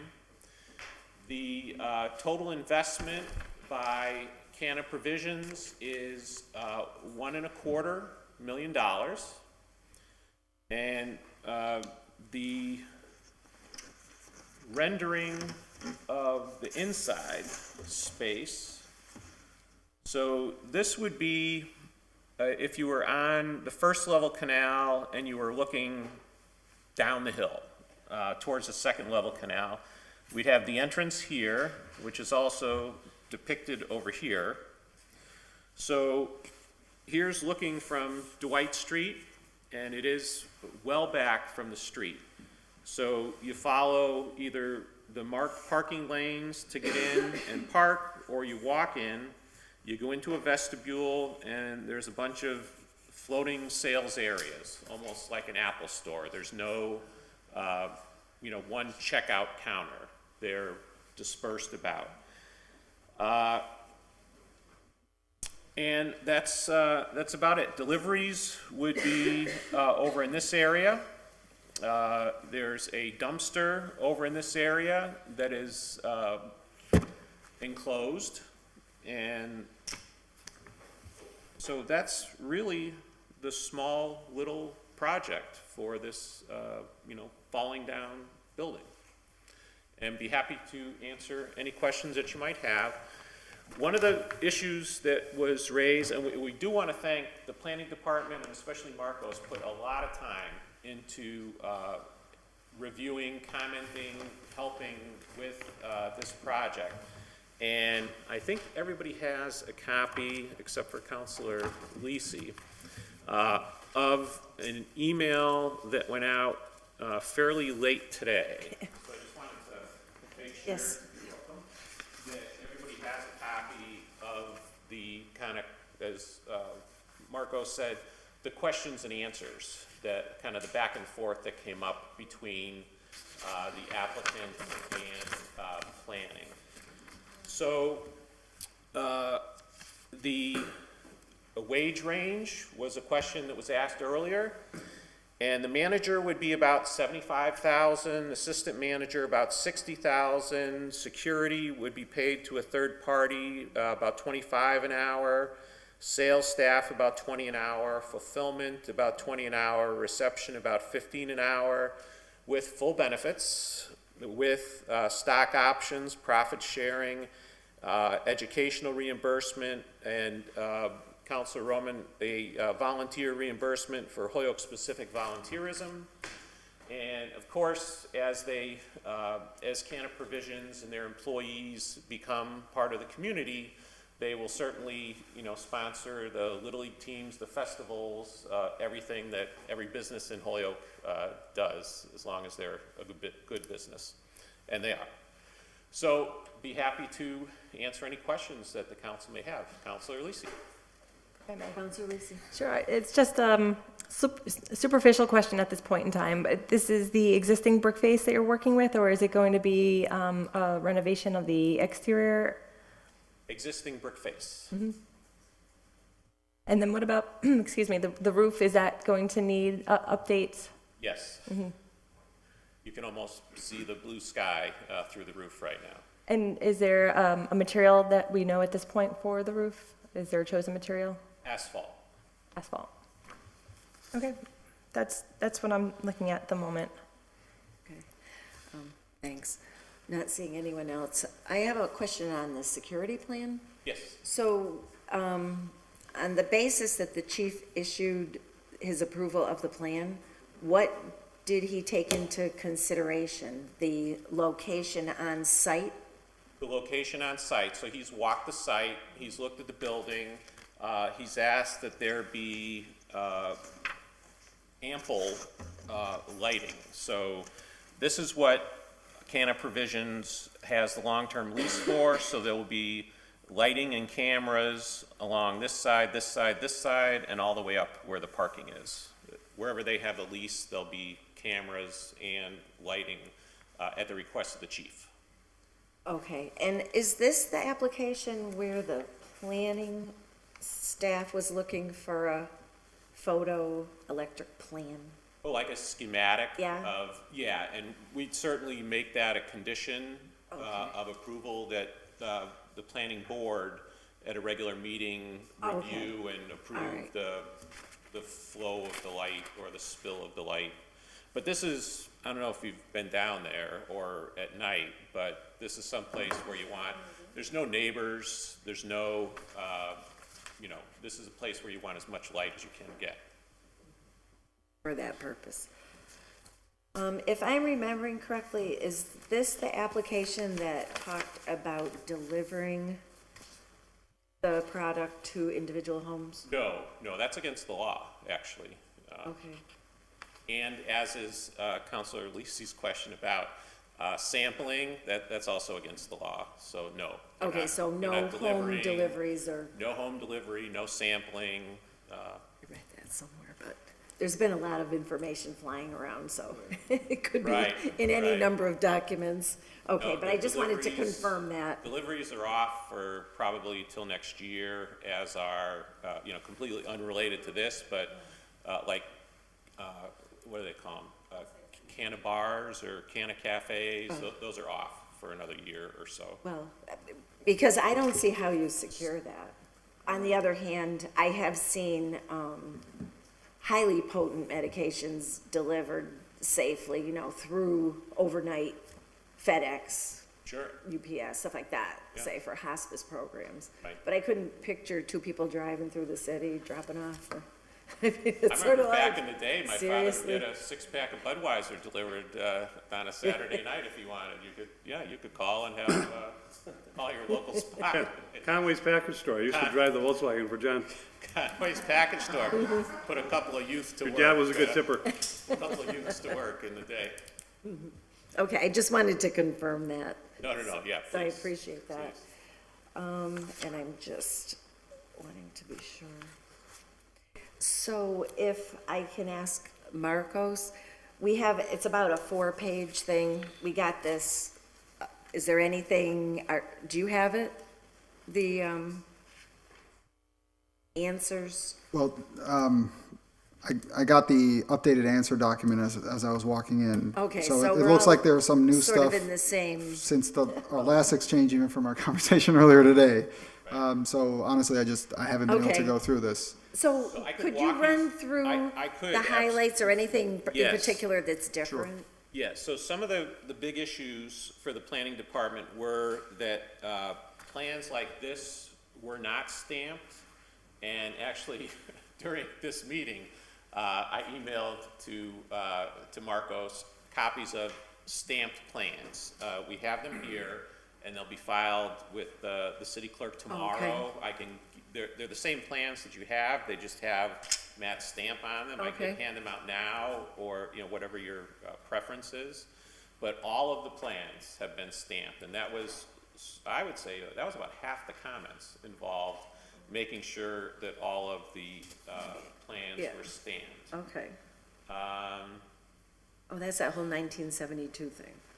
1972, and actually, Attorney Evans wrote the opinion for us that says that 72 plan, much like some Supreme Court cases from 1972 are still good law today, that 1972 plan, which is right here, was stamped by Bill Farmer, who's a well-known surveyor. So this is his stamp right here from 1972. And when Mr. McCain's company bought or leased the property, this is the plan that was referred to in that transaction. So much like the 72 Supreme Court case can still be good law, this survey is still a accurate survey that everybody in the area uses as the survey of record. So Good thing you didn't tear it this down. was signed by the planning board, recorded at the Registry of Deeds, and so it's the law of the land. Okay. So, yeah, and even that, so this one's been stamped, and I'm gonna leave Marcos this big copy, so he can read the name. He had a blurry one before, we're gonna make sure he can read the name. So these have all been stamped as well. So just, any other questions? I mean, the stamp was really, I think, the biggest of the issues. Yeah, there were, a question about what's gonna happen to the window on the west side of the building. Well, the window's gonna stay.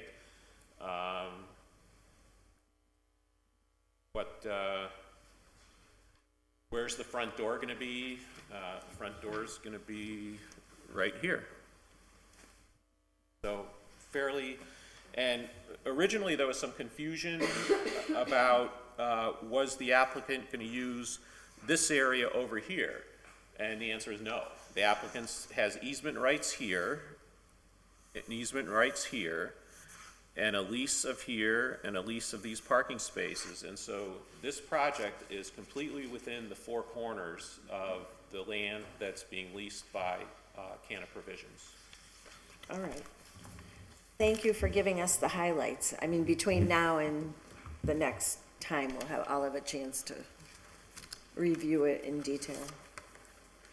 I'm just flipping through the jacket while you're talking to be sure that I have all the documents we looked for from the other applicant. Please do. Council Roman? Thank you. Attorney Farrer, thank you so much. The signage, what are you guys proposing for signage for the front? What does that look like? Sure. That's my first question. So when you're facing, one of the questions from Marcos was, how are you going to direct traffic to stay, just on this easement area, sort of the, alley-looking type? So in front of the building, so this is actually, this darker building is what Matt is pointing to there. That's an old Holyoke Water Power pump house. And so on that one, we're proposing a sign that says Cannon Provisions Parking with an arrow, so that people won't loop around over here. They'll stay within this area. And we're not sure what else we could do, honestly, to make sure traffic goes over there. And then the second is just this very simple Cannon Provisions store on the front that Matt's pointing to that would be facing Dwight Street. So it's really, yeah, and so, yeah, so there will be a guard at the front door, and so if cars are going into the wrong place, then the guard will come out and say, please come over here. And then just one other question. Thank you so much for that. I just wanted to know. I didn't know. I couldn't see it from that It's far. very simple. We keep calling it sort of the Yankee Candle. Yeah, it looks front. very Yankee Candle-ish. So, It does. yeah, very old. Don't worry, they won't trademark it. Don't pay them anything. Okay. And so then my second question is, clearly, have you guys done community meetings? Have you reached out? I know the Children's Museum's up the street, and you got some neighbors. Have you reached out? Yes. Okay. Yes. So we had our community meeting and down at Gateway, and nobody showed up. So we have since reached out. Obviously, we're going to work with Career Point and Gladys in her ward. So a lot of reach out. Talk to board members at the Children's Museum. No problem. I mean, look, when you look at this, you don't even know. You think it's an old school provisions that you're going to go in and buy cans of beans and things. Thank you. Councilor Lisi? Yeah, so staying with the plans on the exterior. So the pump house is that bottom image? So how did you obtain rights to posting signage on the pump house? Gene owns the pump house. Oh, you own both? Yes. Okay. So, yep, so he owns this and may apply at some point to take it down, but for now, it's going to be useful to have that signage there. Okay. And then I was noticing when you were saying that all of the activity would be either on-site in the building or within the easement of the alleyway? Right. So there's no requirement for a dumpster or like how would? Yeah, oh yeah, yep, so there's, the deliveries are coming in here and the dumpster with the enclosure is here, which is all part of the leased footprint. over on Okay, this I side. see the space here That little outlined now. Okay.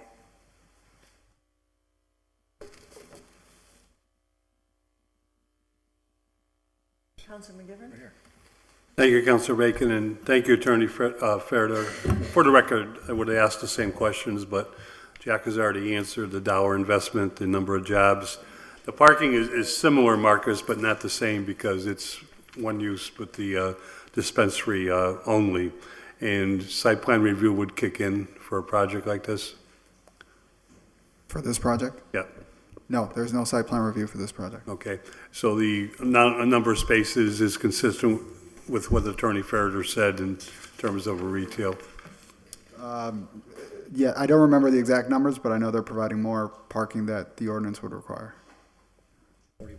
Okay, and I would like to be able to read the host agreement because I still have questions on the same question as I did with the prior the prior petitioner in terms of the length of the host agreement and the length of the special permit itself. So if I could kind of chip in a little bit here, I believe that there is a requirement that city agreements of all sorts not be longer than approximately 5 years. And I'll defer to the city solicitor if that's incorrect. But I don't think a city can enter into a contract for 50 years or 100 years. And I would respectfully suggest not only representing this petitioner, but as a citizen and someone who's trying to attract businesses into town, that if you were going to give out a special permit and it was limited to 5 years, I don't think people are going to come into town and spend $10 million on Appleton Street or, you know, $5 million on Bowyer Street or $1.5 million on Dwight Street. So I think, I'm just throwing my 2 cents, I think that's I actually agree with you, Jack, and I've said that many times when a zoning permit comes before us, these are kind of new. And we have to be careful with that because anybody that's investing money, you know, special permits should be tied to the investment, tied to the owners. And the only time it would be relooked at is if the ownership changed hands, so to speak. But my question to the earlier, and it's the same one to this one, is if the special permit is for the project and for the length of the project, despite the sale, what would happen if the host agreement is changed in 5 years? Well, And I that's, think as Marco said, you know, the city is currently gaining as much as legally possible under the host community agreement. So I don't think that, you could do any, you literally couldn't do any better than what you're doing right now according to the state law. I'm only asking if the host agreement is revisited within 5 years or during the 5 years, so is a special permit. So I think you're discouraging people to make an investment. I disagree. No, I think I'm encouraging people to make an investment, but at the same time, we're transparent for the entire city as to the impact of what this project is going to have on the city. So if the mall, you know, if the mall was going to be built in 1979 and they came in for a permit for the mall and you said, well, we'll give you a permit for 5 years, I don't think we'd have a mall today. You know, the biggest taxpayer, I don't think so. I don't, you know, if I were, anyway, I'm not gonna talk anymore. So I know you have probably sent the host agreement by email. I just don't have a hard copy. We gave the city clerk a hard copy with the application, and I can actually look it up and send it to somebody if that would be helpful. I have it here. Do you have it? I mean, I think I have it, but it's probably buried under. Council Roman? No, I have it. Yes, Hey, Councilor Bacon, may I just finish? Oh, I'm I sorry. have one final question. you were- Yeah. What is phase 2, Attorney Fareder? Is it? So the original application talked about a phase 2, but that was dropped. There is no phase 2. Okay, because it is in the plans, that's why I'm asking. I'm sorry, it's what? There is a reference to phase 2 in these plans. Not in, so that there were revised plans that were submitted with the city clerk, and they superseded, that was one of the questions from planning, was did the second set of plans supersede and replace the first set? And the answer is yes. So forget about the first set of plans. There is no phase 2. So which is the date that we should be looking at for the set of plans? The original, I'm sorry, so, Does it sound like May 10th, or is that the earlier one? no, it would be either May There was a submittal on May, 11th and 22nd, so the revised sheets were May 22nd. then there was a final submission June 4th. Okay, so this is May 22nd, and there's a reference to the pump house in phase 2 being torn down. Well, so that would be something that we'd have to, if we were gonna demolish a building, we'd have to come back to whatever authority gives a permit for demolition of a building, but I believe the July 4th set of plans did not talk about, I believe this is the July 4th, I'm sorry, July 4th, my mother's birthday. The June 4th set of plans, which Matt has here, the updated stamped version, does not talk about a. Yeah, that's correct. Any reference to phase 2 has been removed from these documentation. Thank you. Are you all set? All set. So Council Roman? June 4th is the. Yeah, that's what's in this email. letter, yeah. Thank you. So, Council Roman? yeah, no, thank you. A few things, and I happen to be inclined with my colleague, Councilor McGivern. I think comparing apples to oranges, to compare the Holyoke Mall to this is two different things. This is a new industry for our city. Attorney Ferder, with all due respect, the host community agreements are only protection. And so, like, including hiring local, right? And I'm under the belief, including, and Marcos knows, we go back and forth on this all the time, including with our 30-year TIFs we give away. What are the sunset clauses? What are the clawback provisions? How are we as a body and as a community able to hold these industries accountable? The only way we do that is with host community agreements, or exactly, if they changed or altered, every one of those 5 years, I would like a report card, an update. How are you doing with local hiring? How are you checking in on those things? I don't think it's a negative or to try to disinvest from the city. I think what my colleague's saying, when I agree with him, is it's a good way, if anything's altered or changed, right? Because you could do that. You could say, hey, we're seeing that we're not able to get enough local applicants, because that happens, right? I've seen it all the time, and we're hearing that now. We're going to lower the percentage of local applicants we're going to hire, right? Or that extra provision. We should know those things. So if the host community agreement changes for this industry, I don't think it's far-fetched. And listen, everyone knows this. I go on the record. I say this every time in this chamber. I'm a pot user. I'm a user, a supporter. I voted for it. I advocated for it. I believe it should be in this city. However, now that it's coming before us and the industry's here, I want to ensure that the jobs and that the continued check-in and accountability to the community is there. And I think with all these agreements, the host community agreement phasing out in 5 years and us reviewing that special permit if that changes is in essence like our clawback provision. It is our way to ensure that the companies that are coming in here, we heard one number, $10 million in products or $20 million in products and $30 million in products.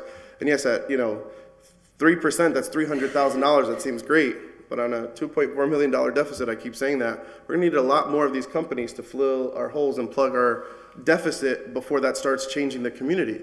I love your jobs report. I think that's great. I love the volunteer credit. I think that's amazing. And those are the things that we just should generally, if the host community agreement changes, we could check in on, Jack. It's not Attorney Ferder, it's not a negative thing, but I don't think that we're encouraging disinvestment by saying that this industry isn't your traditional retail. And you talk about malls and how they killed downtown Americas. Let's get into that, right? We could talk about those things.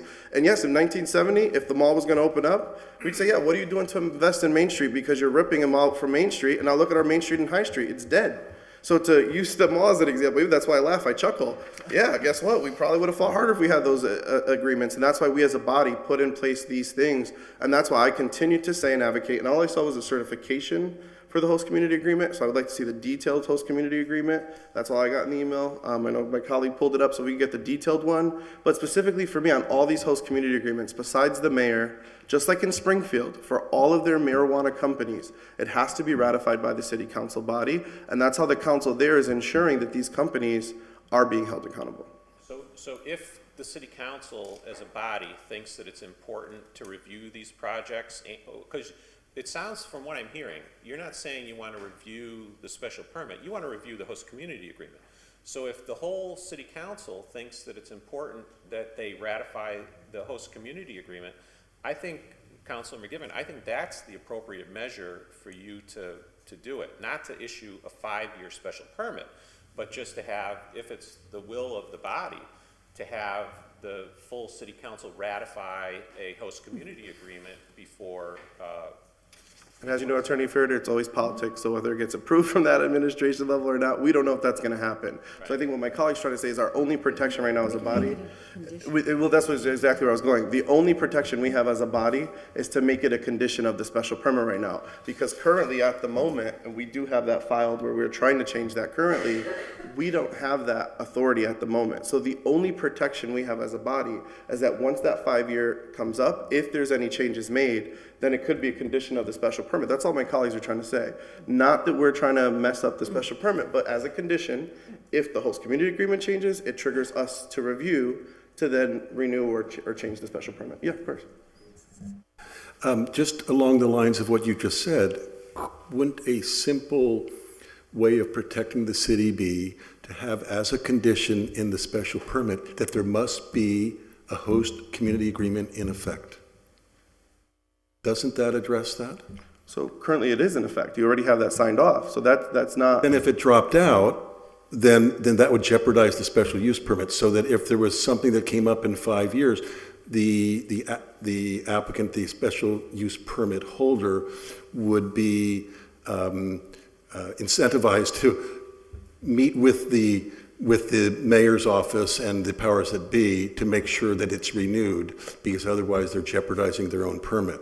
So that would protect you, that there's always a host community agreement in effect. To some degree, but if, say you tweak it, say you change it, so the host community is still in effect, you meet with the mayor's office or the city solicitor's office, and there's even just the slightest minor change on the percentage of employees hired, you still have a host community in place. You could just tweak it in 5 years. But Not we necessarily- can't tweak it, right? It would have to be the mayor would have to agree with it. Exactly, all I'm trying to say is currently as a body, we don't review those. All we get is the certification, all we get is just the notice that you have a host community in place. And I respect the solicitor's office and the mayor's office, they do a wonderful job at, doing these things. However, we, again, until this body, and it's signed off by the mayor and approved, unless we, 2/3 of us override it and make it the law of the land anyway, or it doesn't take action and happens, we have to protect the citizens in that way. To ensure that even if it's negotiated in good faith, so it doesn't drop off, so it's not gone, but say there's changes. Say in 5 years we realize, listen, that parking space next to the door needs to go. And you just make a simple change of saying, hey, we're gonna kill that parking space because it's blocking the door. Well, that's one less parking space that you've all promised to us. We should know that. We should just get into that. And I don't think it's a negative thing for us to make that a simple condition of the special permit, to say if it changes, triggers us reviewing. Yes, thank you. Counselor Sullivan? Yeah, thank you. I don't know if Gene or Jack, whichever one wants to answer. So if we go back, the revenue projections for the first year? What projections? Revenue. Revenue projections. I mean, there's dispensaries that have opened that are like 1/3 of the revenue that they thought they were going to get. So I don't know if you want to throw a dart at the board and throw out a number, but it's, Well, I think everyone is a little bit throwing a dart at the board on the revenue projections.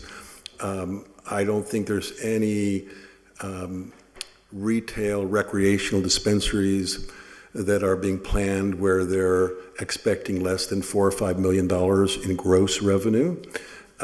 Maybe that's considered optimistic, but in trying to do the metrics involved in looking at other states, you arrive at those kind of numbers or even a bit higher, but no one can be certain. We're going into a quite an unknown market. We look at Colorado, Oregon, other states to see what's going on there. We try to interpolate and try to estimate. Obviously, if you had 50 retail stores in Holyoke or one, there's going to be a massive difference. And we don't know how many stores, so there's a lot of unknowns. So you have a business plan, though. You must have some number that you've plugged in for a projection on sales for the first year. Yeah. 4 to 5 million. 4 to 5 million. Okay. So, and just so I'm clear on this, that's all we're going to do here is retail sales. Correct. And 1,200 square feet. 1,200 square feet. And a 1.25 million investment in the leased building. Correct. Long-term lease. Okay, that's $1,041 per square foot. That's right. That's unheard of. That's right. I mean, I'm hearing a lot of questions about some parking, some lighting, some dumpsters, but, and I know you need a new roof, but for a 1,200 square foot building, $1.25 million. I'll walk down there with you and we'll take a look and, I can clarify. I'm very familiar with the building. Kudos to Canna Provisions, because it'd be a whole lot cheaper to knock down that building and put up a new one, but please speak to that. I think maybe one clarification is helpful, and it's on the plans, but the retail space is what Jack's referring to as the 1,200 square feet. The footprint of that colored, that area there is 1,800, and it is 2-story. The actual store is going to be on the ground floor, and the retail area is approximately 1,200 square feet. But the second floor is also 1,800 feet.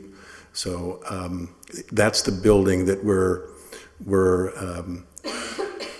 rehabilitating and outfitting.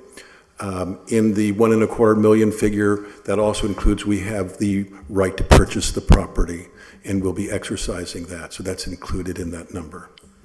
Okay, I see. Makes a little more sense. Are you all set? Counselor Lisi? Thank you. I'm just checking, I mean, we have a lot of floating papers here, and so I just want to make sure I'm looking at the right application, because in the one that we're looking at currently, it says Section 7.10.6, Application Procedure and Requirements for Building B. I believe that this is Section E, and then it talks about the activities planned for the property. That's not the correct one. Okay. Yeah, so it's the June 4th submittal that, So this might be the original. It says original, and it's just really hard to keep. It's hard to keep track of which version is which, but that is where I read the delivery, so I'm happy that my memory was confirmed at least. and we'd be happy to have a condition that says that we submit a, clean. So noted. A clean submittal, which I think everybody has, but it's in different places. We'll Yeah, just and put it then- on we can just put it on the special permit. Yeah. Can I make one comment? Sure. Yeah, just the delivery that you noticed, that was talking about delivery of product to the store. And yes, not delivery to customers outside, which is illegal, but there will be, and the police chief in the security plan has, we have a delivery area. Right, but in the original app was included home delivery, which Oh, okay, was the okay, excuse me. basis for my earlier question. Right, What that the was a mistake. security plan included, but you said there would be none. No, So I it's- noted it down it's- for a condition, Yeah, since it's we illegal. said it You- anyway. Please make it a condition, no home deliveries. And no consumption. No consumption is on the only- premises. Okay. Agree with that? That's all fine, thank you. As a Yeah, potential? All right, well, it'll be up to the committee, I'm just Yeah, one person. right, thank you. And then just kind of following the same line of thinking, so it seems that there is a sense that home delivery service will become legal within the next year or two. Year or two, correct, yes. Sure. And then if you did want to begin to include that service, how would that alter the special permit and/or the host community agreement at that point? So my opinion would be that we would have to amend this special permit. And if we have to amend this special permit, that means coming back to you. And how would it affect the host community agreement? The host community agreement is based on gross revenue. So if you would just include home sales in. Becomes another revenue variable in the equation. Okay. Yeah, it would just add to the revenue, I guess. All right. And more to the city. Thank you. Thank you.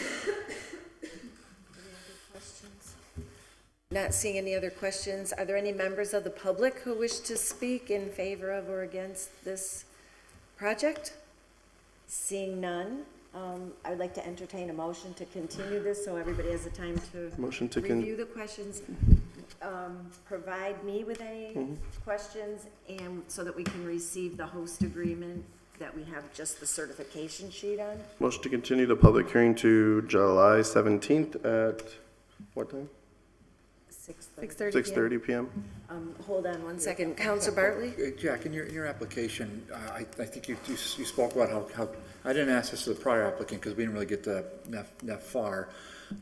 You didn't really, it wasn't really specific about how cash is going to be transported in and out of there, and that's kind of a unique footprint. It looks like there's one way in and basically one way out. I mean, unless I'm looking at them, it looks like it's just on Dwight Street. Okay. So I guess, I mean, I don't need that answered right now, but I guess. Well, we'd like to answer it if you'd give us the opportunity. I will give you the opportunity, so go ahead, yeah, please. Okay. We have with us a couple of experts who are going to be running this show. They're experienced in Colorado, Nevada, and Massachusetts on the retail end. And Make sure that microphone is on. Madam Chair, if I might, because you're getting into security of the premises, this probably shouldn't be part of a public hearing. Oh, the details of, Like how they're going to I can utilize make a cash in general- and out of the building. We can make a general comment, if that's helpful. Well, can I just ask, J- can I ask, why is that not a question in public hearing? Just want to, Because you're revealing security at a building, so now you're telling the public exactly how the cash is getting in and out of a building, and they're going to then utilize their own plan to get that cash as it comes in and out of the building. but is that a provision in general law relative to public hearings, talking about security provisions? Generally, that's a reason to go into executive session if you wanted to discuss security. I think that's why the security plan is not made public. A security plan is part of, discussed in open meeting law, so chapter 30A, and that's one of the 10 provisions that we can utilize to go into executive session? Because I'd want that site. No disrespect, I believe you, but I'd want the site, for sure. So, but we'll just keep it super duper general right now, just for an abundance Yeah, of I mean, caution. you're not asking which door they're No, coming in no, and no, out. no. No. Or You're not when asking No, not at all. or what or I'm whatever. it's a general question, because I think, Jack, unless I'm wrong, I don't think federally chartered, it's not too many federally chartered institutions are accepting financial transfers from these types of facilities yet. To my knowledge, I don't think they are. So I believe it's a cash-only business, so cash is gonna be there at 380 Dwight, it's gonna get out of there somehow, so. So I can address the cash issue. Century Bank down in the Boston area is accepting deposits from marijuana companies in Massachusetts and elsewhere. Yes, I saw that. And if you go up to Neta right now, you can use your credit card. So people have a misconception that there's going to be a safe full of cash. It's not the case. But I'm sorry, Meg, go ahead. No worries. Hi, my name is Meg Sanders. Thank you very much for the opportunity to answer this question.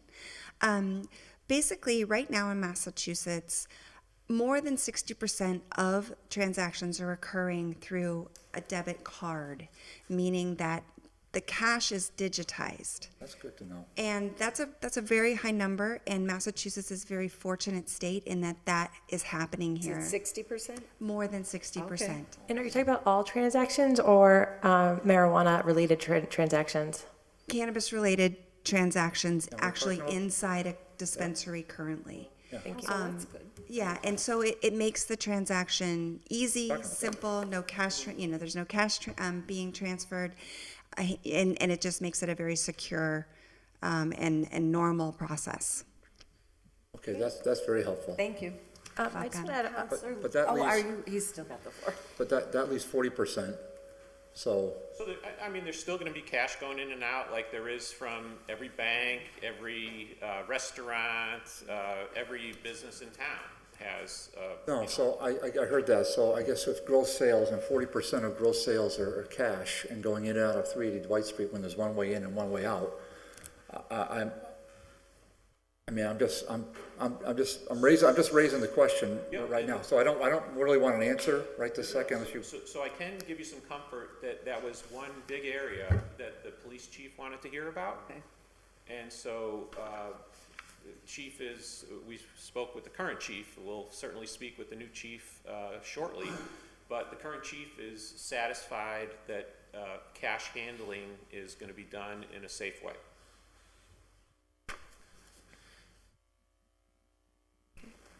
Are you all set? Did Councilor Lisi? thank you. So I just want to follow up. So the chief has signed off on the security plan. We have the letter.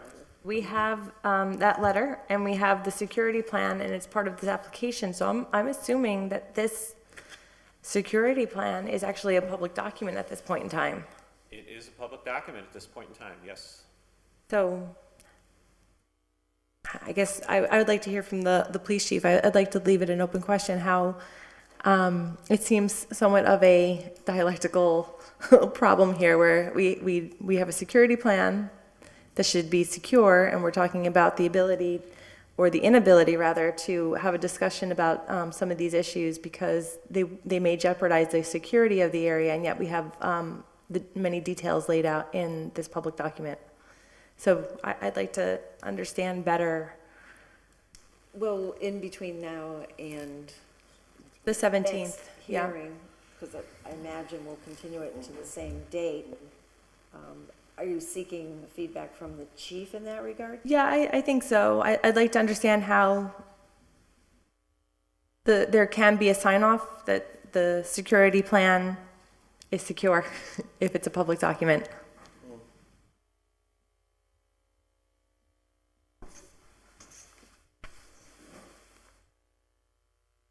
Okay, then. Madam Chair?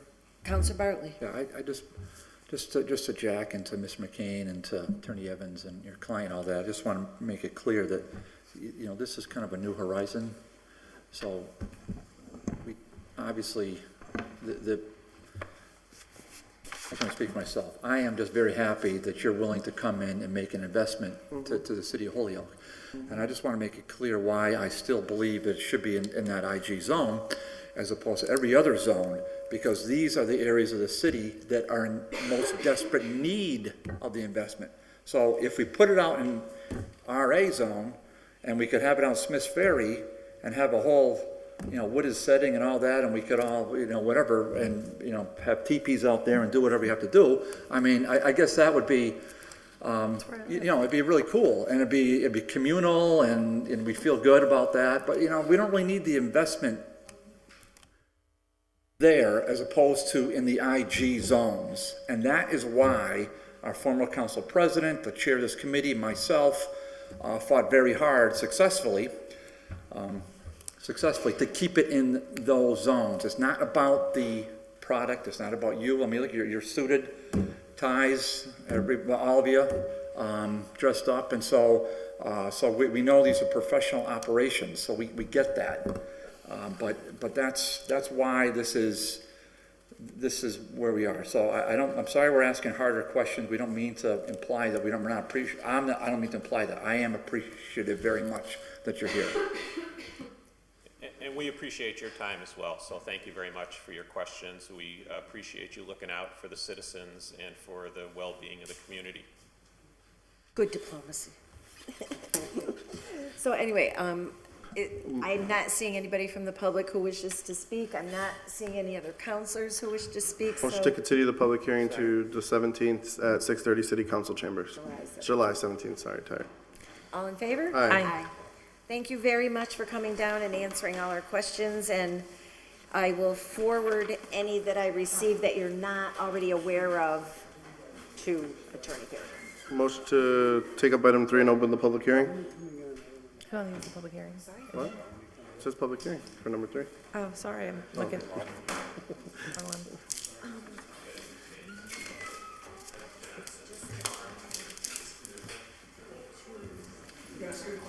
Or forgot. It's nothing substantial. Thank you.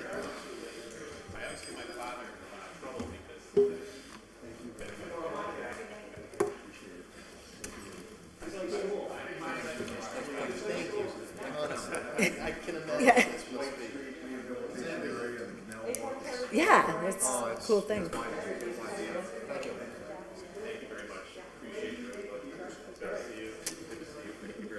Yes, sir. Yes, sir. Yes, that's fine. Have a good one. So we do have the motion on the table, and we're just waiting for a roll call vote to take up number 3. I'm just waiting for Nelson. I don't know where he is. Oh, it's made in a second. Yeah, he'll be. All right, well then, It's a made in a second. we've got a quorum. All right, so all in favor of taking up item 3? Aye.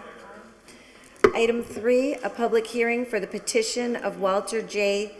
Cibulski Jr. for a zone change from R2 to RM40 at Russell Terrace and South Street parcels.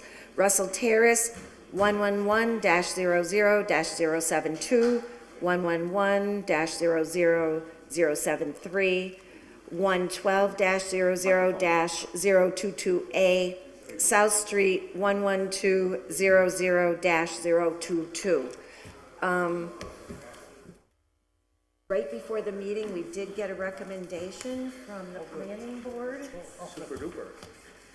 And I think just to make sure it gets into the record, we will hear from you, but I would just like to read it in to the Surprise record. for us too, so. Oh, well, hey. Your wait may be rewarded. So dated today and sent to me as Chair of Ordinance Committee regarding recommendation R2 to RM40 Russell Terrace, the so noted lots, and South Street, dear Councilor Bacon, please be advised that at its June 12, 2018 meeting, the Holyoke Planning Board discussed the above referenced zone change request.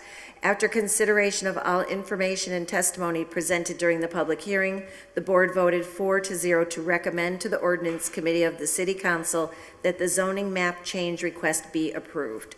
The board found that the proposed zone change was appropriate as these 4 parcels lie between an R2 and RM-60 zones, and the proposed zone change would allow for a transition between the varying densities of these zones.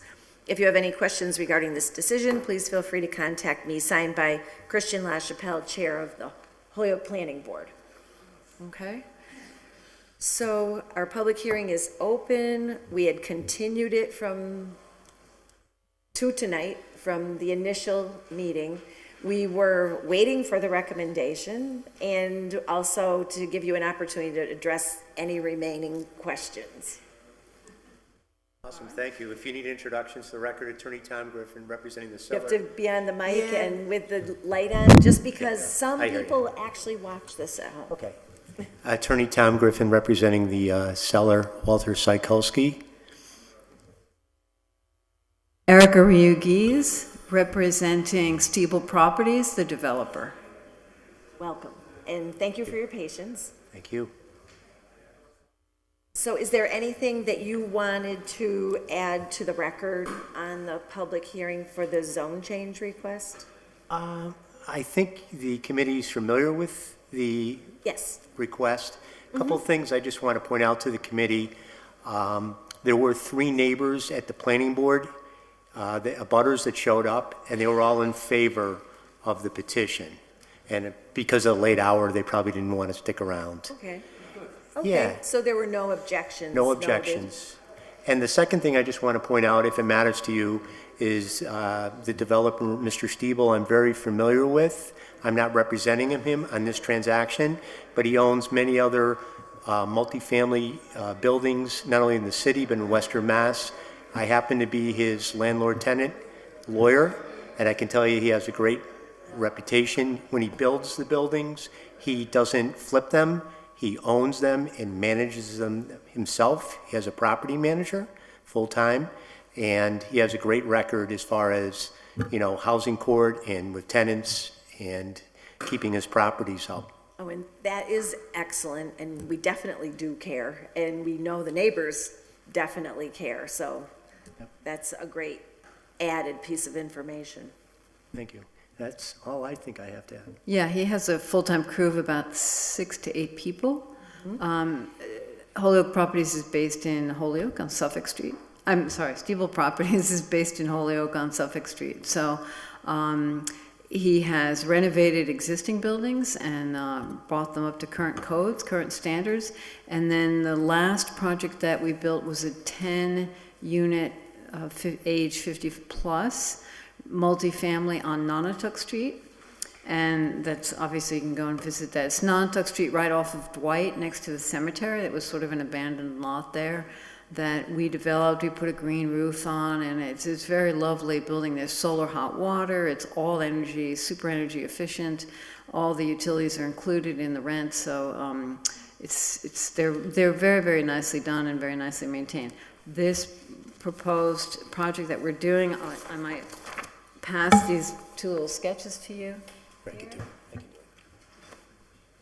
They should have been in your packet. It just shows you that it was very important for us to get a sense of the neighborhood, of what, it's just that, sorry, that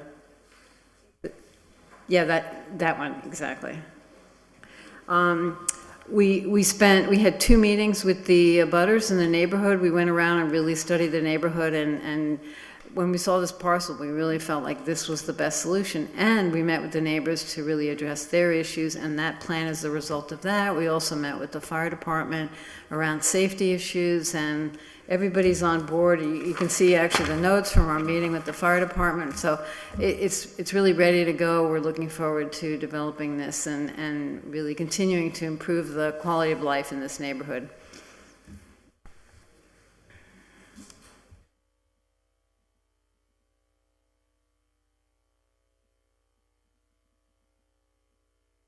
Bear with us, we're switching gears from marijuana. Yeah, I know, huh? Madam Chair? Councilor Bartley. Yeah, I'll speak in favor of this. So it's been kind of I think the developer came to me at some, I don't remember when it was, I think it was December, but I don't remember. But we had an initial meeting. Then I invited them to another meeting, and really the point of that was to get way out ahead of it, and because there's always going to be a lot of questions, and so I think at least the meeting I attended, it was very crowded, and there were a lot of questions, and I think as a result of that, the developer kind of came up with a new plan. But Frank and Erica their reputation precedes them, but I think in the materials that I've looked at, that they've been very positive for the city. The seller of the property, Walter's been at that building on the corner of Russell and South since I was a boy, and he inherited that from his father. And the parcel, the locus in question, has been an empty lot for probably 50 years, and it will be a change to the neighborhood. If the chair recalls, we had an applicant here, about 2 years ago, and the petitioner was a developer from Leominster, and they represented a commercial use, and the commercial use has turned out to be O'Reilly Auto Parts, and the residents in that vicinity were very concerned about having a commercial use there, because I think as the chair lady knows, if it's, in our experience, it's parking, lights, noise, traffic, and transients. Those are the issues that really face any kind of a neighborhood. And a zone change, understandably so, it requires a 2/3 vote of the city council and a sign up, of course, by the mayor. And so there's a high hurdle. And in some zone changes, as we also found out, Madam Chair, with neighborhood feedback, we found that out over at the YMCA. You can actually require a supermajority if you have the requisite number of votes. And so they're high hurdles for a reason, because it's a change to the community. I think in this case, with a residential component, I think that's a plus. I think factor in that we have a developer that's based in Holyoke that really develops commercial residential units. I think that's also another plus. And then the property owner itself, Walter, he's going to do what he wants with his money, but that he earns from this. But he's advised me that it's likely going to go right back into the building that he currently owns and manages. He just added, for the first time in, I'm going to say 15 years, but it might have been a little bit longer, a new tenant for the corner store at Russell and South, and that was run by Walter himself, again, since I was a boy. And then Walter closed it for, probably just tired of running the store, and it's been left dormant for 15 plus years. So now that's open. So. And then if you saw the property transfers over the weekend, the store that used to be owned by, called Spuds, further down South Street, that sold. And now there's somebody moving, doors are open there, and they're cleaning that out as well. South Street is coming quite along. With that, though, is going to be traffic concerns. I am really opposed to having an outlet from this come out to South Street. I would not, that's going to be in the purview of planning. When we have a kind of a quiet two-way street now, which is Russell Terrace, I think the cars in and out of this property can go in and out of Russell Terrace. quite easily. But to have them exit out to South Street with all this other development there, and I might just advise the chair as well that People's Savings Bank, one of their branches that's due to close, is on South Street. So that's an open question as to what would be put in that People's Savings Bank branch at some point in the next year or two when People's conveys out its properties at South Street and Hamden and Appleton. I mean, that's going to be a big change. As I noted, there's one new business, there's a second new business that's going to open. This will be a pretty big change with, I think it's 10 units, Erica, is that where it is now? What we're proposing here? Yes. Yes, 10 10 units. units, so it's 10 units. So, yeah, these are big changes. It's going to impact South Street and the volume of cars that go up and down South Street. So I'm trying to strongly suggest that we mitigate that to the extent that we can. But otherwise, I do support the zone change. Thank you. Thank you. Councilor Lisi? Thank you. So I did notice that under the R2 zoning, we would have 4 duplexes. Correct. 8 units, and under the R40 zoning, we get 10 within the same block. However, what I see happening on the R40 schematic is that the entire block is treated as a single parcel to some extent. So do we know how, are there plans to turn the entire 4 parcels into a single parcel? Because wouldn't the setback... So originally it was, if I may, it was the Elmwood School, it was one parcel. And when the owner bought it, I think he broke down, at that point. When he bought it from the city, he subdivided it, because that's what the zoning was, for single family, the 4 units. So, yeah, obviously it would be one unit, one parcel, it would be treated as one parcel. We would have to change that. And do you need to come before the council to change that, to make it a single parcel, or? It's an A&R. I think just A&R plan for the planning board. Approval not required? Correct. We talked about that. Yeah. The reason is Mr. Stiebel is very energy conscious, Yeah. and you save a lot of heating and cooling and just energy in general by attaching the buildings together. Well, we reduce the number of curb cuts also, and it allows you to have less paving and more green area, which was the other issue. Yeah, it's really attractive in that sense that you build in the energy efficiency, because, I was driving through Forest Park recently, and the houses are just immense. They're huge. I think they're really difficult to keep up with. I think there's a lot of houses, even in this neighborhood, that are quite large, that I think are difficult for people to keep up with, not only in terms of the interior heating, but the exterior maintenance. And so you get things like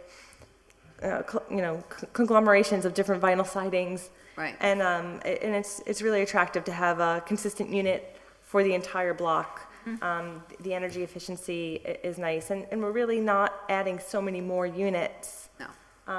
And it seems, it's just a rough look, but it seems like the individual units are nearly the same square footage. Yes, there are 8 3-bedroom units in the center, and the 2 ends, at the request of the abutters, are single units, 1-bedroom units. That came from the abutters. That's interesting. For elderly or for seniors or someone who's retiring. Or single floor living. Yeah, they're both accessible. That sounds great. And then the center 8 are 3 bedrooms for families. Yeah, so it's really nice that the abutters were able to make some suggestions that were really constructive. Yeah, that plan is really a result of those meetings. Great. Thank you. That's it. Thanks. I was really happy when you chose the 40 over the 60, when it was down to. Yeah, we didn't want that. One or the other. No, we didn't want that. And it just seems like it was a really collaborative, and it will be a positive project in the neighborhood, so. Yeah, we look forward to breaking ground this year. Supportive of it. So if everybody is ready, is there anybody in the public wanting to speak on this, for or against? Not seeing any. So I'm going to motion to close the public hearing. Second. All in favor? Aye. I'm going to motion to grant the zone change, recommend the zone change to the city council. Motion made and seconded. All in favor? Aye. Thank Thank you you. all. So you were rewarded for your patience. Thank you very much. Thank you all very much for your time. Thank Is this your you. copy? I'm sorry, I might have grabbed it from you. Sure. This will come up probably at the next meeting, next full meeting? Yes. Right, Tuesday. Tuesday. Correct. 7. 7. Full council meets at 7. All right. Have a good evening.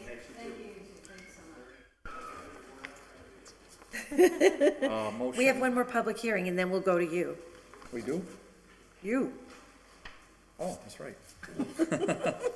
Oh, motion to take number 4 off the table for public hearing. Second. All in favor? Aye. And this was a continued public hearing, right? So we're reopening. Continue public hearing.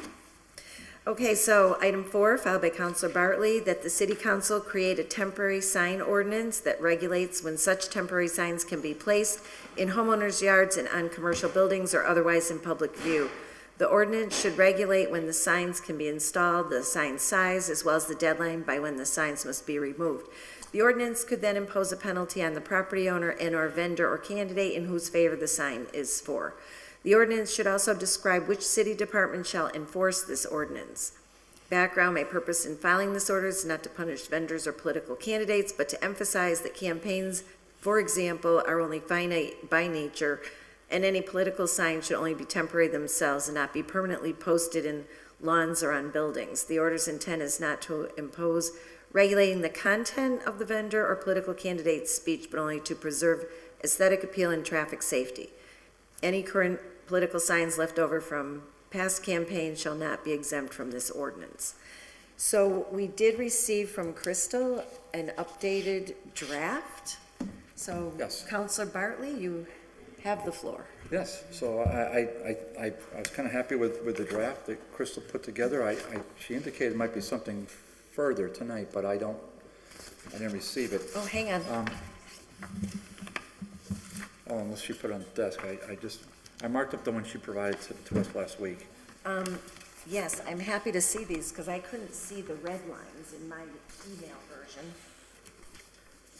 But she had sent it as a redlined version. Okay.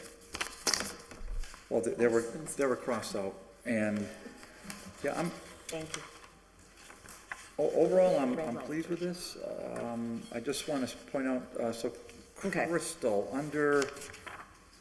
so you cross out 642C, temporary devices erected for charitable religious cause. So that was great. So we don't want that in there because that's contrary to that Supreme Court case, correct? Correct. Okay. And then I think you,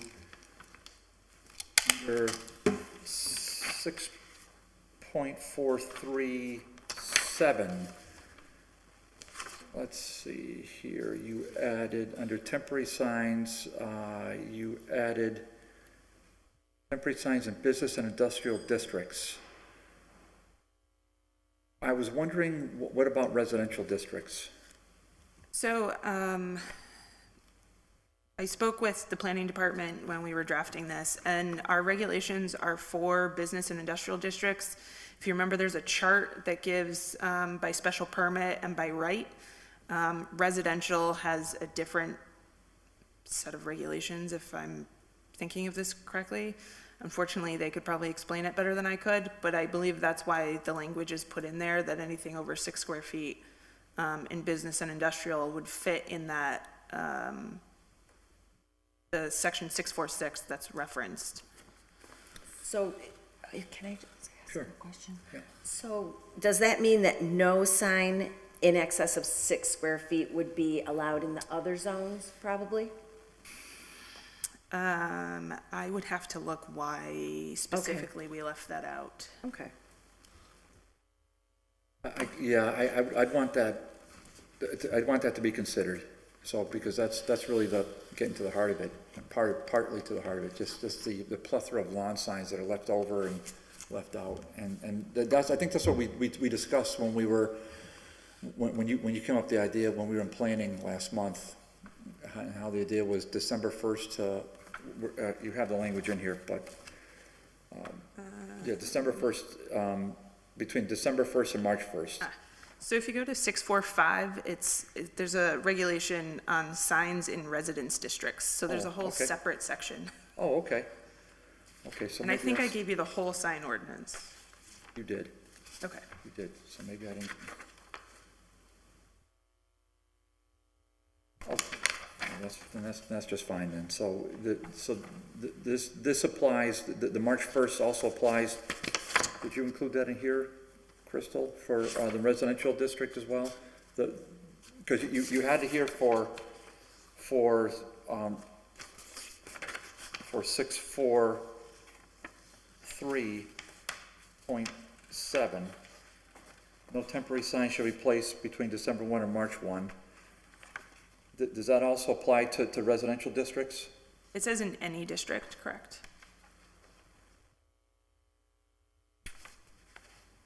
No temporary sign shall be placed between dates December 1 of So, each year, in any location within the city. Remember I told you there was All some right. slight tweaks? If you grab the red line that I gave to you guys tonight, that might be where the in any district is missing from your copy you got on Friday. Oh, all right, that's okay, because we just received this tonight, so no temporary signs should place in any, there it is, okay, in any district. Yeah, sorry. Okay, that's all right. So we went through and made like minor tweaks, so there's nothing substantive, but some of those key words that were missing that are a little more clarifying. Oh, I see, yeah, that helps me out quite a Which bit. section is that? That's 643, number 6.4.37.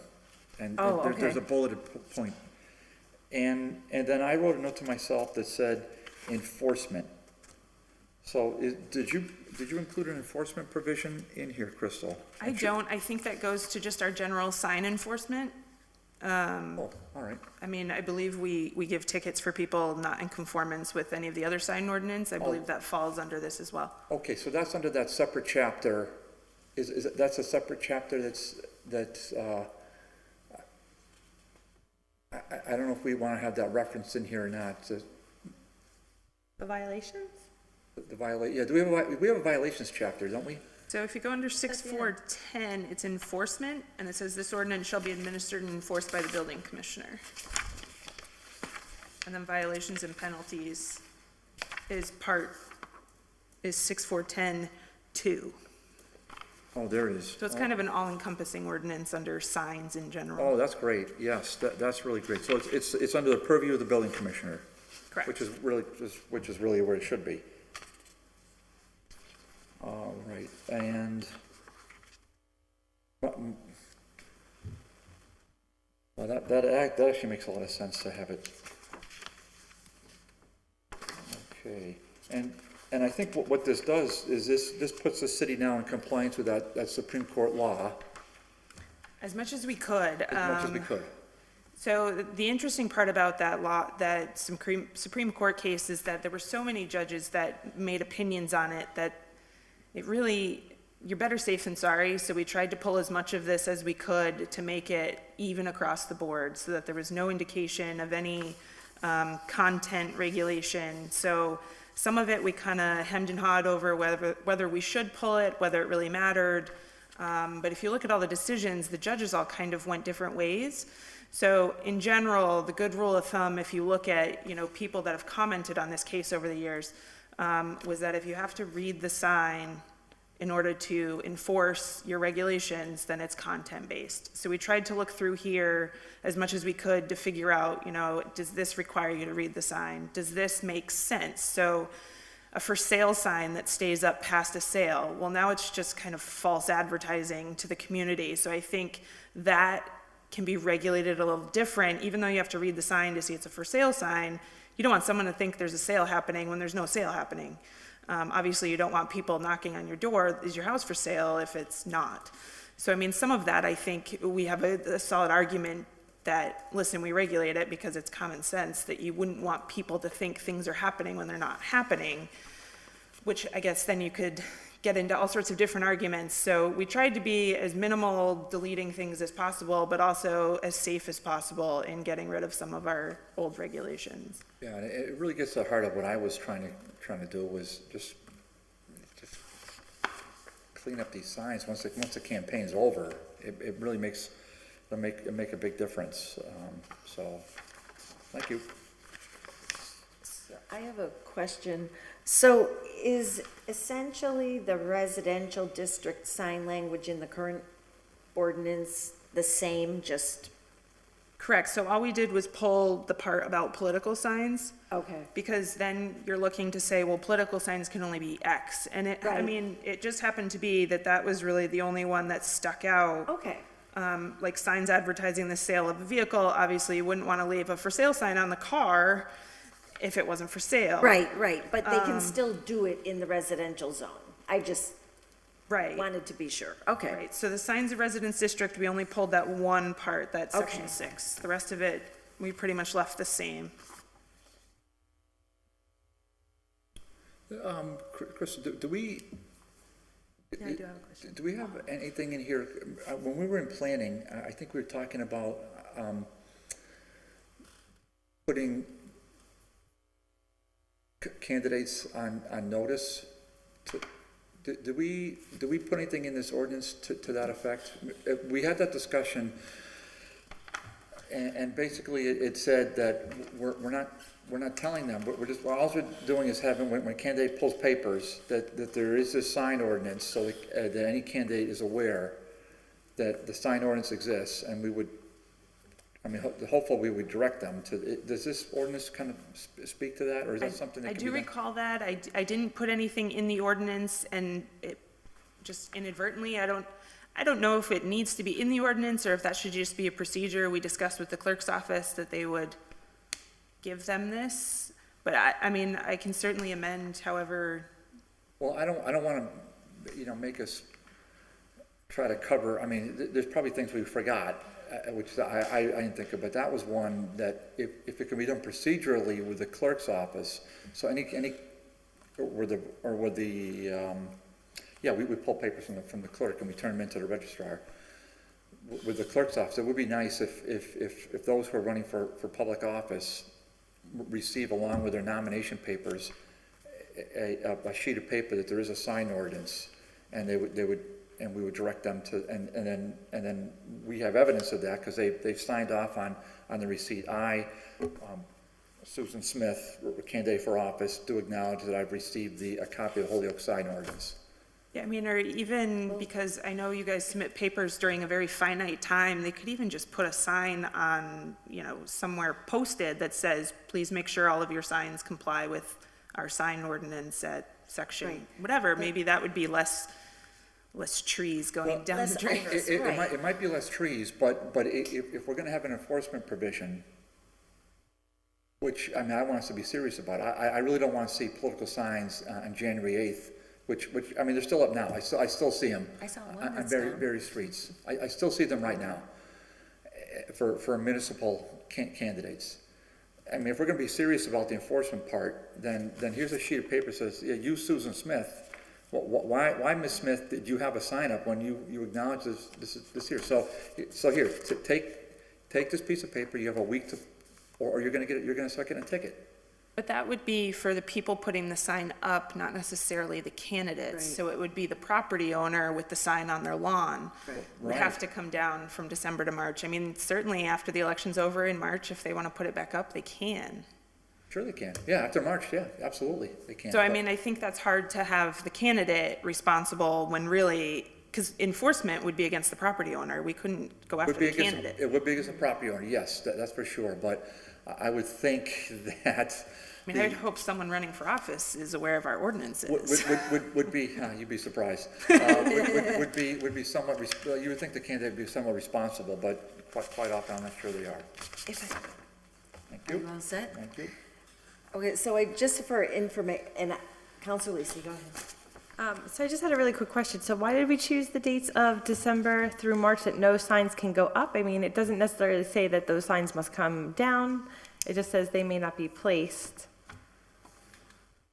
Because I was just wondering, someone's doing work on their house, you also see the construction signs go up, so if you read further, you can have a sign up between those dates. We just want it registered, and registration is not a permit. There's no fee attached. We just want to know where the signs are.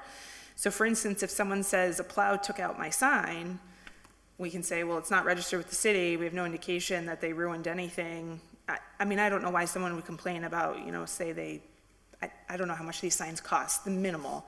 But we also want a time where the city is completely cleaned up, the signs go away for a little while, and it just kind of alleviates the issue of all the clutter that can happen over the winter of, plows knocking signs into other people's yards, and it allows the city like a set time to kind of clean up all the temporary signs. Remember, these are, you're barely sticking them in the ground at all, or taping them to things. And that way in March, we can kind of revitalize, get ready for St. Patrick's Day, and everybody can go nuts with all of their signs. But it's not that they can't have them, we just want to know that they're out there. It just gives people a little more, it gives the city a little more awareness of what's out there in the winter time, and that way we can kind of regulate a little more that, make sure it's pushed back so that our plows can get through and not take a sign 2 blocks down. It's totally just an oddball that we came up with to try and allow for holiday bazaars to happen, but still allow for the fact that you're not going to be putting these up in the snow generally. You might get a couple things for Christmas season, but it's, they're going to stick them in the snow, which is fine. If the church wants to put up a sign for their Christmas bazaar on December 20th, that's great. Just, let the building department know that there's a sign there. And we just want to know, how long is it going to be there? Is it going to be there all 3 months? What kind of material is it made of? So that way we don't have, Blizzard taking these paper signs and blowing them all over the city, that sort of thing. So it's totally just an arbitrary set of dates that we came up with. Anyone that's doing contract work on their house, those contractors won't be able to advertise their companies during those months? They could, they just have to let us know that there's a sign there. I guess I'm just thinking it's going to be, I'm not sure what the policy is now for other communities, but it seems like we may be an anomaly, and so people may be, to put a small sign in the lawn of your client's home while you're doing work there, it seems like a lot of work to register with the building department prior to the placement, when I'm sure they're just stuck in the ground all the time, all over the place, other communities, all times a year, and I don't know. It seems like a lot of work for a lot of people. I mean, the other thought is for a very small nuisance at the end of the day. Like, how much construction do you do between December and March? Generally, it's their off season too. I mean, like I said, we just came up with the dates kind of arbitrarily. A lot of communities haven't updated their sign ordinance and are not in compliance. So that's another issue we ran into trying to find some language, is that most of them just don't enforce their sign ordinance because they're not in compliance with the Supreme Court decision that came out. And so rather than have to fix it, they just don't enforce it. Thank you. For information, I just wanted to remind us that when we do pick up our packets when we're running for office, the clerk's office does provide us with a single sheet, and the clerk does advise us of the city ordinance relative to notices on sidewalks, trees, and poles. She also informs us of Appendix A, zoning, Section 6, which if we amend this, then we would be changing perhaps the language in there just to put in the dates, the time frame. And then she also puts in the extract from the Mass General Laws, Chapter 54. Oh, that's wonderful. So we all get this, Great. and I think Well, thanks for she'd pointing it out. probably be happy to amend it to the updated ordinance, should we pass it. So just FYI. Yeah, well, thank you. Crystal, I really appreciate Attorney Panich, and then the planning board that were really helpful. So let's see if we can move this out of committee, move it to city council. And I'm just gonna ask one more question, if you don't mind. No, not at all. So where is the part that says they have to be down by a certain date, or? It's on the first page, 7, in the red underlined. That may be an error in wording, that they can't be placed, but they should also come down December 1st. I mean, I guess it's just can be reworded a little better, I guess, so that they, no temporary sign shall be placed in any district or shall be maybe allowed in any district between the dates, except for that can be kind of tweaked a little. You want us to amend that here? So, on that question of an amendment, would it put a quirk in the works if we were to put in an amendment that said a temporary sign could be put up for the period of 7 days without having to register it, if it was in that time period? And that would speak to Counselor Lisi's point. I mean, if somebody's doing a 3-day remodeling job and they want to put their sign up, you know, they're fixing somebody's kitchen or something, it would seem, you know, wherever we have that language, they have to go to the building commissioner. If we just said if it exceeds, what, 2 weeks, a week? I don't know, but. 2 weeks sounds reasonable. During that Is time that livable? period. Acceptable? For contractors, I don't think that's a problem. Yeah. But I think if you're gonna say for contractors, you're gonna run into that same problem again, where you're starting to distinguish between different types of activities. So I guess then, I mean, we're concerned, but we are concerned about contractors and people that pull permits for a living anyhow. And to ask them to register their lawn sign that this is Joe's roofing company at the building department, and Joe's roofing company's already pulled permits for roofing permit and other permits.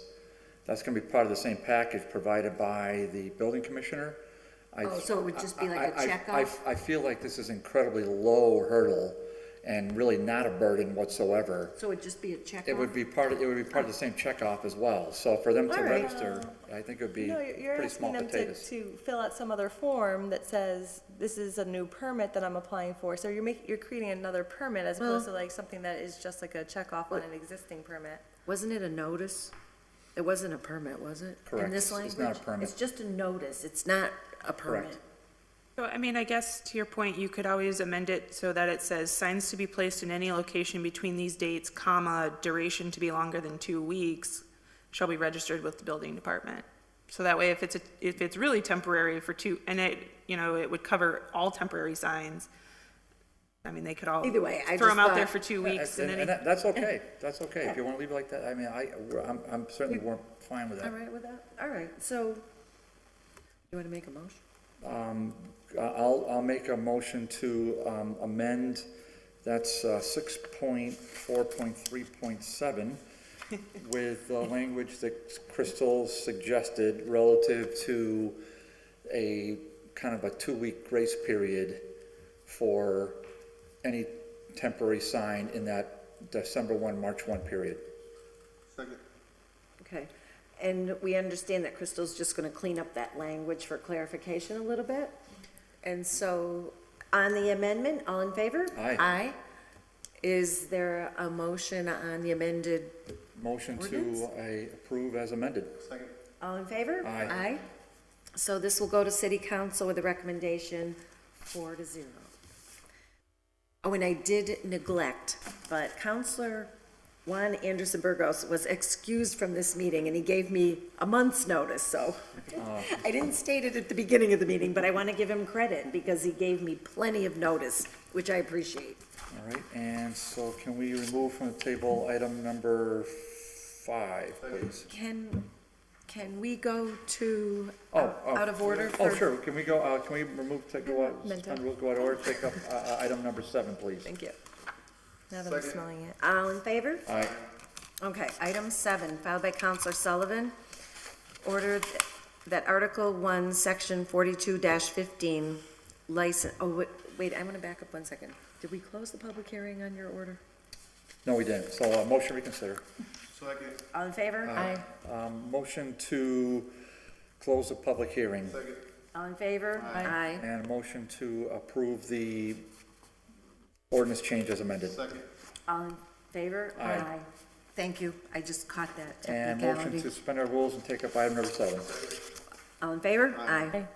Item 7, filed by Counselor Sullivan, that Article 1, Section 42-15, license for manufacture, storage, use, or sale of petroleum products, explosive materials, or inflammable materials be reviewed. Many of the license fees are outdated and out of line with the allowed volumes. Counselor Sullivan? Thank you. This is a follow-up to the one we passed last week around the inspections. When you look at this, this particular section here, you'll see the fees that are charged haven't been updated in 46 years. So, you know, we did pretty good, I think, on the last go-around. It was 11 to 1.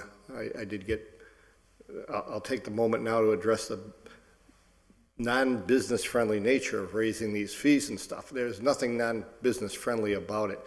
I really wish I could go back 46 years and buy a loaf of bread or a gallon of milk for the prices I had then. And that's in effect what we're doing right here. I talked, we have our public safety, our Office of Public Safety is the one that set these licenses. They're the ones that govern the licenses. I talked with Chief Pond, who's the chair of the committee, and he's, they're all fine with us going ahead through ordinance, and just since we're not addressing the number of different licenses or changing anything in the requirements, all we're changing is the fees. They're fine with whatever we come up with. More than happy with whatever we come up with. Most of them range in the $10 neighborhood. All right. Checking with Chicopee and West Springfield, they start at $25 and go up. So our suggestion is that we mirror what Chicopee and West Springfield are doing. Most of the fees would move to $25. There's a couple of exceptions, and what I'd like to do is just move this forward and have a complete detailed list of exactly what they are for the full council at that time. I don't think, I would say that 90% of them would move to $25 from the current $10, to give you an idea of. So would any of the other ones be higher or would they be lower? Just for a frame of reference. They would all be higher. There's a couple that might remain the same. So. But would there be any that would be higher than the $25? Yes, there's one or two. There's a couple there's one that might go to $250. So. Do you know which one it is? I think it has to do with the larger storage of petroleum products. Yes. Yeah, I had to rush down here. I didn't have time to bring it with me. But I mean, I have it in front of me, Mike. So what is it that? I mean, I'm looking at 4215 right now. So 4215A. So not more than 1,000 gallons or 8,000 pounds is $15. Not more than 2,000 gallons or 16,000 pounds is $30. Not more than 2,000 gallons or let's repeat, is more than 2,000 gallons or 16,000 pounds is $40. Yeah, I think if you go right to what's the top storage one? More than 200,000 gallons or 1,600 pounds is $200 fee. Yeah, so something like that we might want to move to $500. You're talking about tanker cars full of product. So you're thinking the the cap should move down for the $200 fee? No, that like the $200 one we might want to move to $500. No, but you want to, for the one that is below 1,000, you want to make the fee higher. All of them we'd make the fee higher. Yeah. Okay. So, and to give you an example on the business side, if you've got a car dealer in Chicopee that's paying $25, and you have a car dealer in Holyoke that's paying $10, they're not going to move to Chicopee, or not move to Holyoke or out of Holyoke because there's a $15 difference in the fee. Now, is that per car?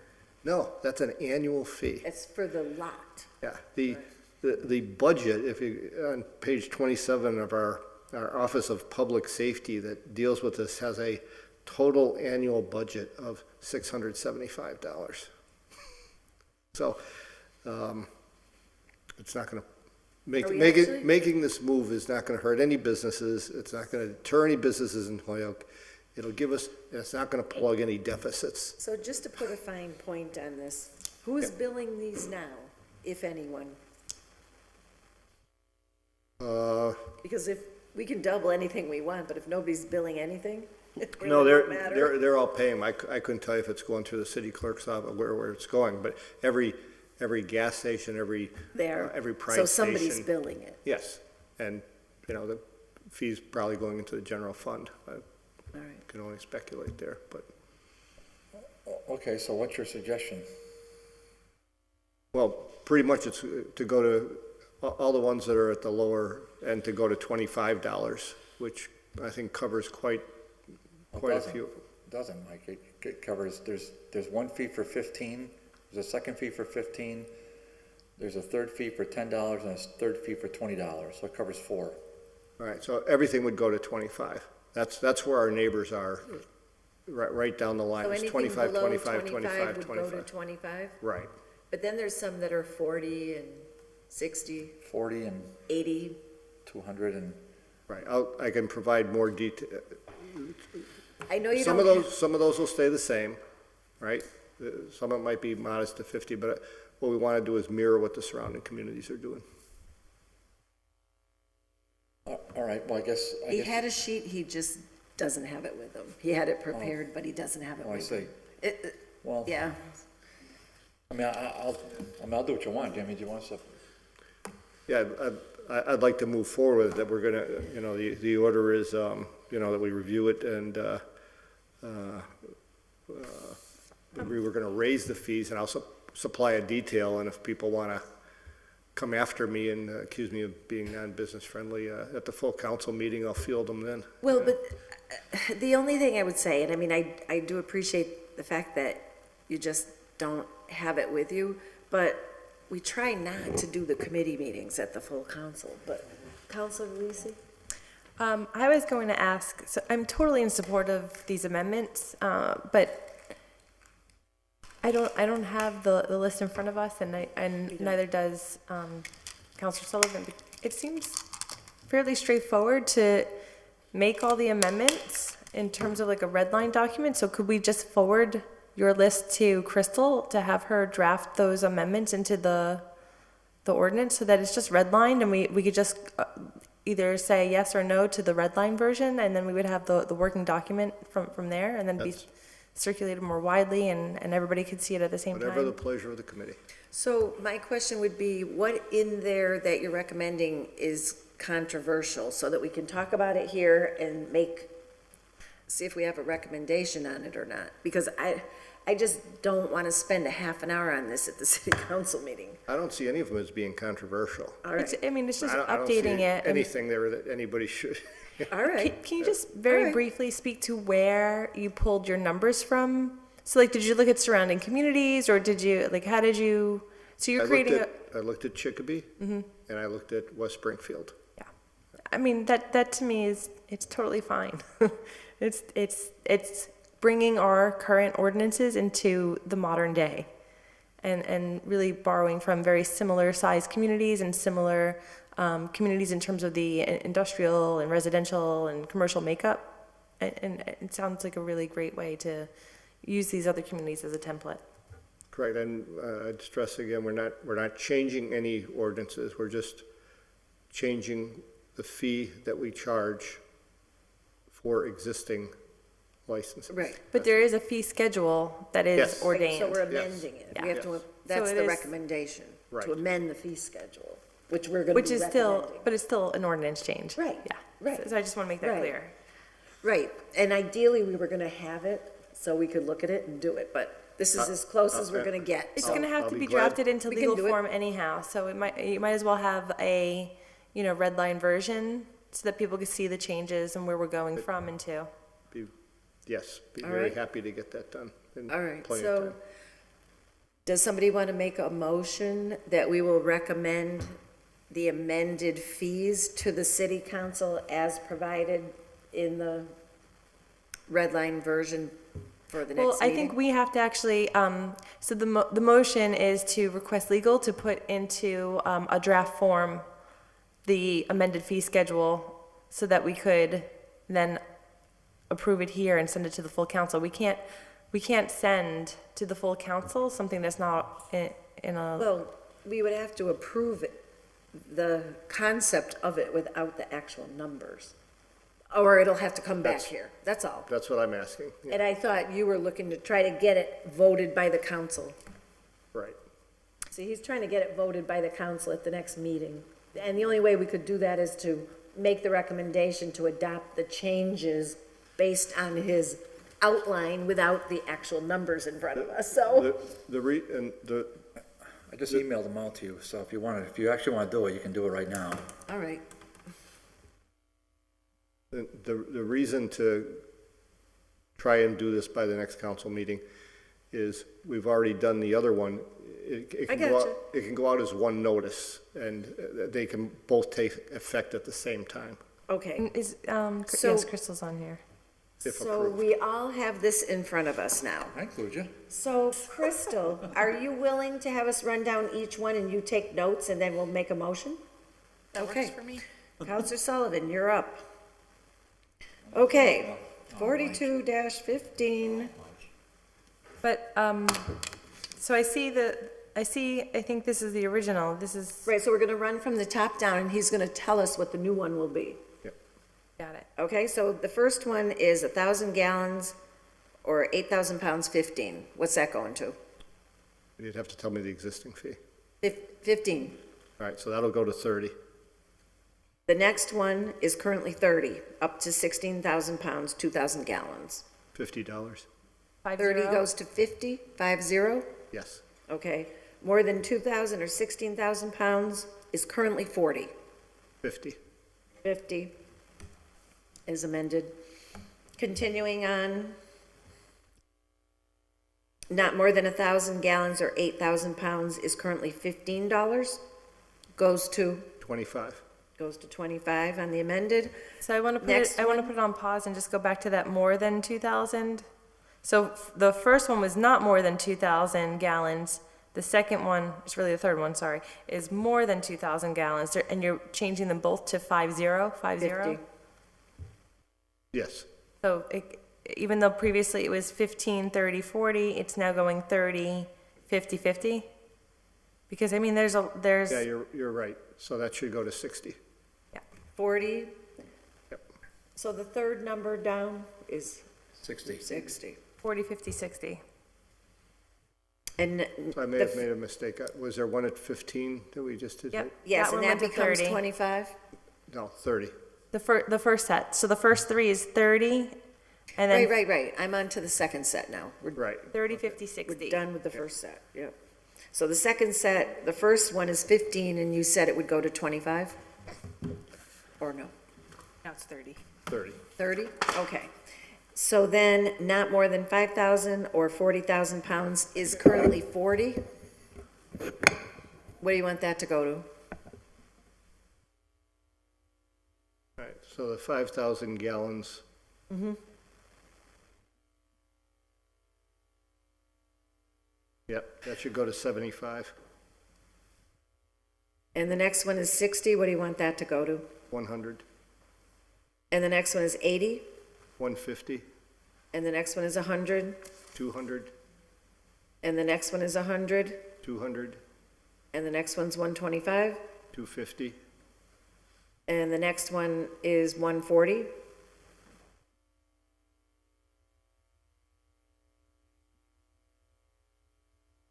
Well, that gets kind of nitpicking, huh?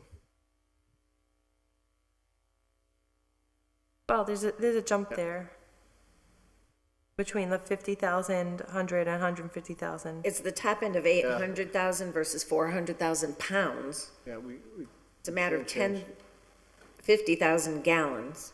So I think at that point, we want to go 300, 300. So the 140 goes to 300, the 150 goes to 300, Yep. and the 175 goes to what? The 175 would go to 350. 350, and the 200? 400. I'm sorry. I thought we just did the 200. It's the last one in that The chunk. 100 would go to 3. The 100,000 gallons would go to $300. The current charge is $140. That would go to 300. Okay, and the next one, 150, goes to? 300. And the 175? I don't see 175. It's the next Oh, one. the 175 would go to 350. All right, and then the Jump from gallons 200? on me. Would go to $500. 200 goes to 500, okay. Now you're in a new category, C, store crude petroleum, not more than 5 vehicles. 10 goes to what? 25. Not more than 25 vehicles, 20 goes to what? 50, And more than 25 vehicles, 30 goes to what? 100. Good to go? Yeah. All set? I have to write this, just saying. Well, Did you have the list though? So, somebody want to make a motion? Motion that we adopt into legal form the ordinance as amended and refer to the city council for approval. All in favor? Aye. Thank you very much. See, we can do it without paper. Okay, great. See, electronic age. motion to go back to regular order, take, Thank you. 5 off the table. All in favor? Aye. Item 5, filed by Councilor Lisi. Order that the city consider adopting the Mass State statutes necessary to reduce the speed limit to 25 miles per hour on residential roads. Now, I thought we had already done this, and the reason I did is because we recommended it to the city council. They sent it back. And then it got buried and hooked to something else. But subsequent to that, Mike McManus came in and he said, if you're gonna do this, his recommendation was to do it citywide. It came up as an ancillary discussion on a different order at a meeting or two ago. Counselor Bartley. So this is something I've been tracking, because there's certain constituents that we have and that are very interested in this. Now, I know there's 1 or 2 counselors that wanted to really micromanage the whole process, but Mike McManus got very concerned about that. And I agree with Mike McManus completely. We want the city engineer, which, by the way, we have a brand new city engineer. I think the gentleman started in the last week or 2. Yeah. So that should That's a relieve good some of the burden off of Mike. And we want the professionals to sort of determine that. But basically, it's gonna be a lot of the side streets are gonna go to 25 miles per hour, and then the major thoroughfares are gonna be determined based upon what the city engineer feels is right. So Bowler Street, which they kept calling him Bowler or whatever name they were, I didn't have the heart to correct them today, Nelson, but it's Bowler is how you pronounce it, but that's all right. I mean, they're gonna be working there for next, how many years? They might as well learn how to pronounce the street. So Bowler, I didn't think it was that hard, but I guess it is. So that would be 25 miles per hour, whereas Main Street in Springdale is, what it is, it's 35 or whatever it is, and we're good to go, so. Counselor Lisi? I mean, yeah, I think that there was another order filed, and there was another discussion to adopt on a street-by-street basis, and I just don't think that makes sense, because it's gonna be too confusing for drivers to understand which road is which, and it's going to be 25 miles on all residential roads, unless otherwise marked. And we probably won't change those areas that are already marked 40 miles per hour or 35 Right. miles per hour. Right. And the other one had been sent back. So anyway, this is the one I found. So I Madam said, this Chair? works. Madam Chair, by the way, get it done. this is a Councilor very Bartley, good order. It's an important order. And by the way, Right. Mr. McManus said, if we do it the other way, that's gonna cost the city a lot of money. He said, Counselor, can you imagine we're gonna have 3 or 4 signs on little, I don't know, Martin Right. Street or something, whatever, it's ridiculous. Right. So, So is there a motion motion Motion to to adopt. recommend, adopt, whatever it is. on citywide basis? Yes, Correct. thank you. All in favor? Aye. Motion to take number 6 off the table. I just want to note citywide. Time is running out. All right, we still have a quorum. All right, item 6, filed by Counselor Lopez, and we have language on this. Did I pass it out? Anyway. Item 6, that the ordinance committee create an ordinance requesting any credit card, debit card given by the city must get approval from the city council. And also it lists a number of reports. Who had a debit card, we dealt with that. Reports of the use of the credit cards, we dealt with that. That they were deactivated, they were collected and locked, secured by legal. The transaction, somebody else filed a separate order to get those statements in full detail. So really what Crystal was working on was creating draft language for the ordinance relative to the cards.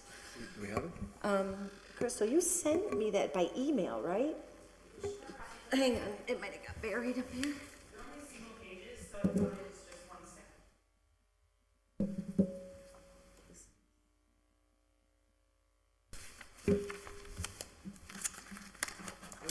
I said, oh, here it is.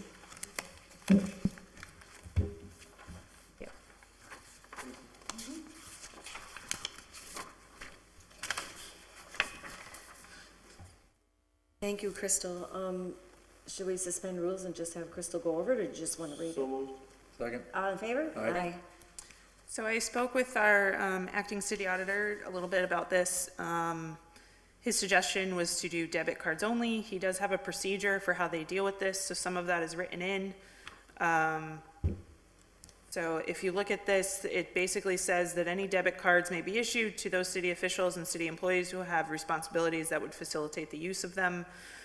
But they first have to request to the city auditor, and then approval of the issuance would be by the city council.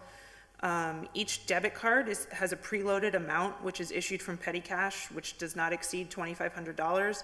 And then we have a spending limit on those cards not to exceed $2,000. So there's a little bit of a buffer there. Payment of the bills, any purchaser, whoever they may be, that's authorized to have the card, shall be required to submit the receipts for the purchase along with a purchase order to petty cash. That all goes to the city auditor, and I have within 3 days of purchase. The auditor then issues a check to the petty cash account to replenish the account, and timely payments should be made so that no interest, carrying charges, or penalties will be incurred due to late payments.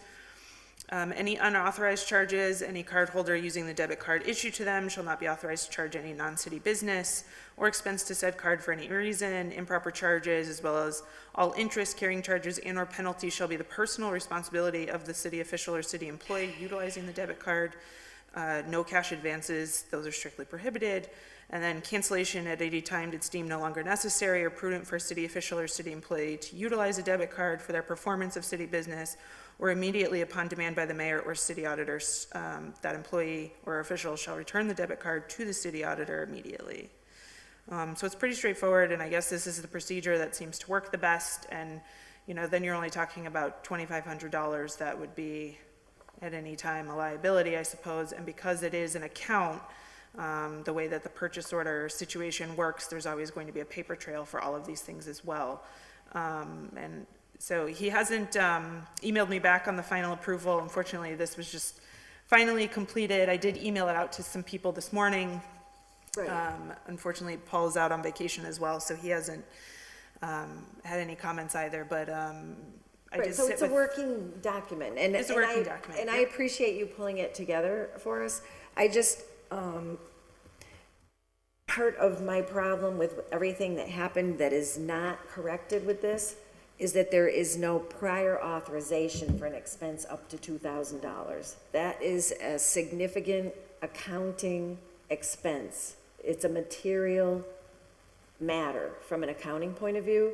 And the whole trouble we got in with these cards is things were bought, and after the fact, the approval and the purchase orders were written. And that's backwards. That's just accounting 101. And they need to have approval no matter what they're using, a credit card, a debit card, before they make the purchase. That's got to be in here for me to vote for this, but that's me. Councilor Lisi? Sure. So when I was watching the meetings that we had on these issues, Brian Smith and also the outside auditors spoke to the fact that a credit card doesn't have the same problem as a debit card, where you actually have to get a prior authorization with a credit card, and it's more secure in terms of the money leaving the city coffers, as opposed to the debit card is actually leaving right away, and that does circumvent the authorization phase. So I think that we should not be allowing debit cards at all, and that these should be credit card policies. And I think that with the credit card policy, we are getting the prior authorization, because that would require the POs and all the other warrants to be signed off on. Thank you. But what Brian also said is with the credit cards, they didn't get the receipts.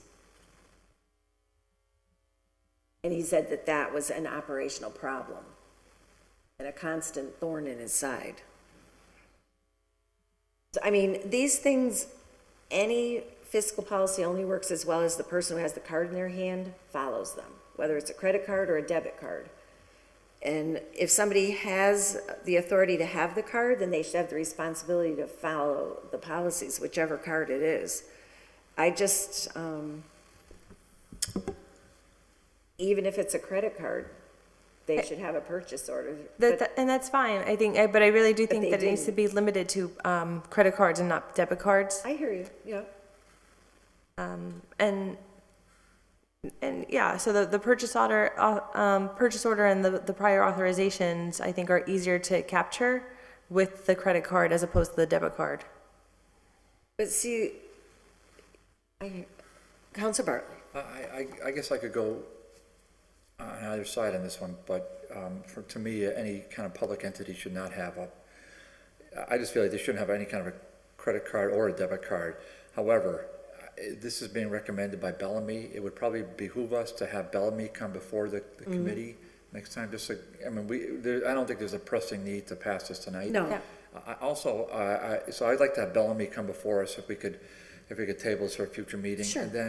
And then he can present his argument or whomever is in his place. And then if we are going to have a debit card with a petty cash account, don't we have to set up some kind of an accounting, authorize him to set up an accounting, an account? And I would assume it's under the auditor's budget, there'd be a petty cash budget. Yeah, and it should be limited, like Right, the so entire there's account. kind of moving parts on this thing too that I Right. think need to be tightened up. Right. See, my preference would be that there's one card and the city auditor holds it and he lets it be used, he or she lets it be used when it's needed.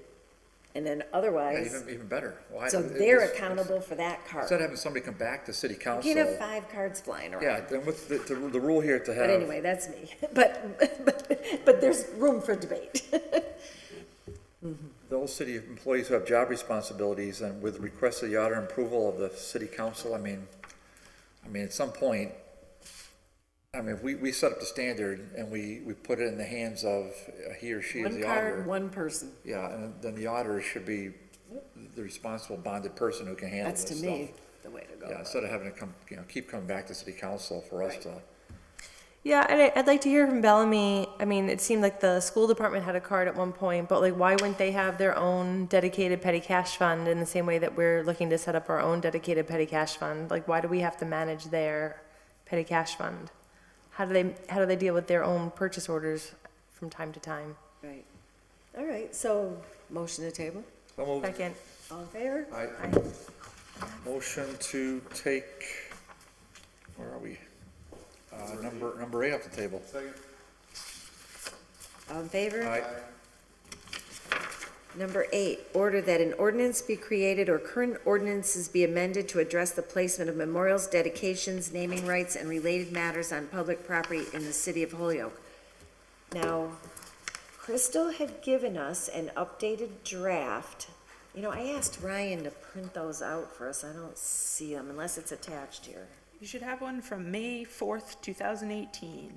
I know you sent it, but I didn't print it. Did you send it an email to us, Crystal? Long time ago. Okay, May Yeah. 4th, I'm sure, on that date, May 4th? I would All right. assume so. I dated mine so I could keep track of what the newest draft was. I'll find it.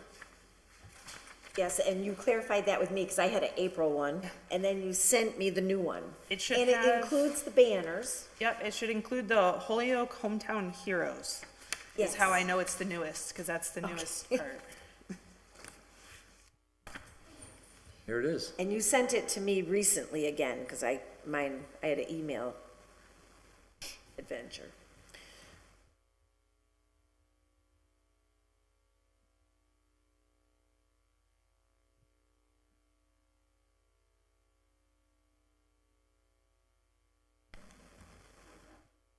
Memorials.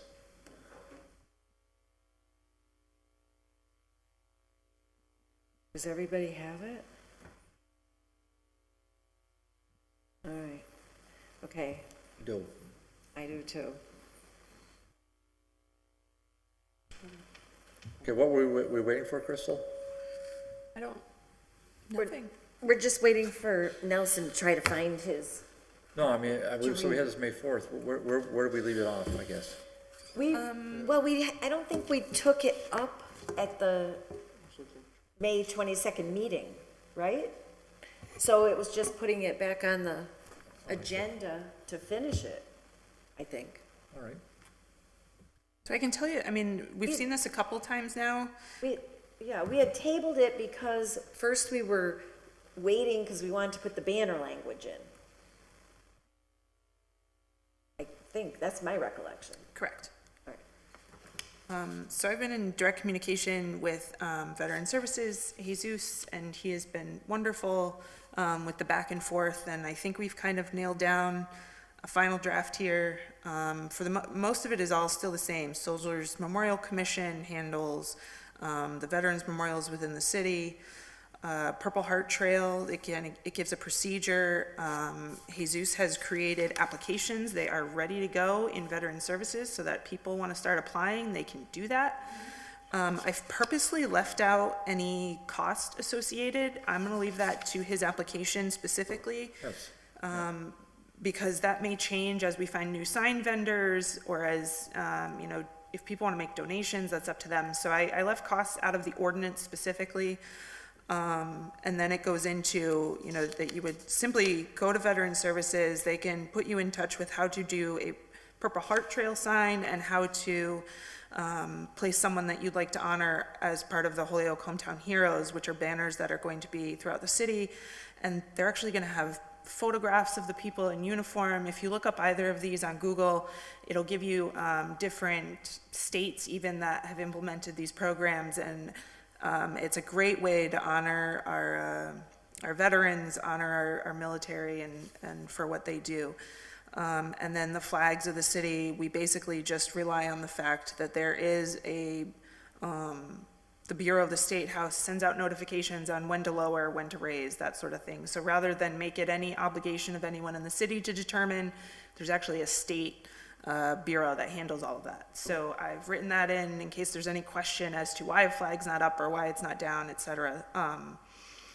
So it's a little broad on purpose because there's other organizations that handle some of these details for us. So rather than try and keep up with that, we just let them tell us what to do. So the only difference I think is the Holyoke Hometown Heroes part, and it basically just tells you, how long the banners are going to be up.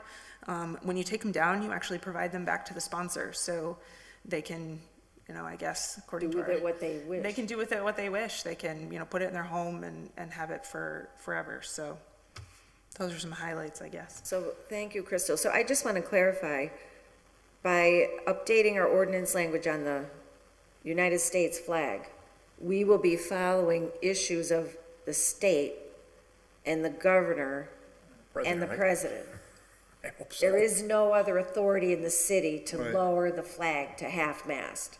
That's my understanding, and I think Jesus can speak to that as well. We had some back and forth about what the flag requirements were, and we decided it was just easier to follow everybody else's notification. Right, it says it right there. Right, and flags, I please. just wanted to reiterate it because Yeah. I'm very supportive of that. Right, and then just under Purple Heart Trail, because I'm very, that's kind of near and dear to me.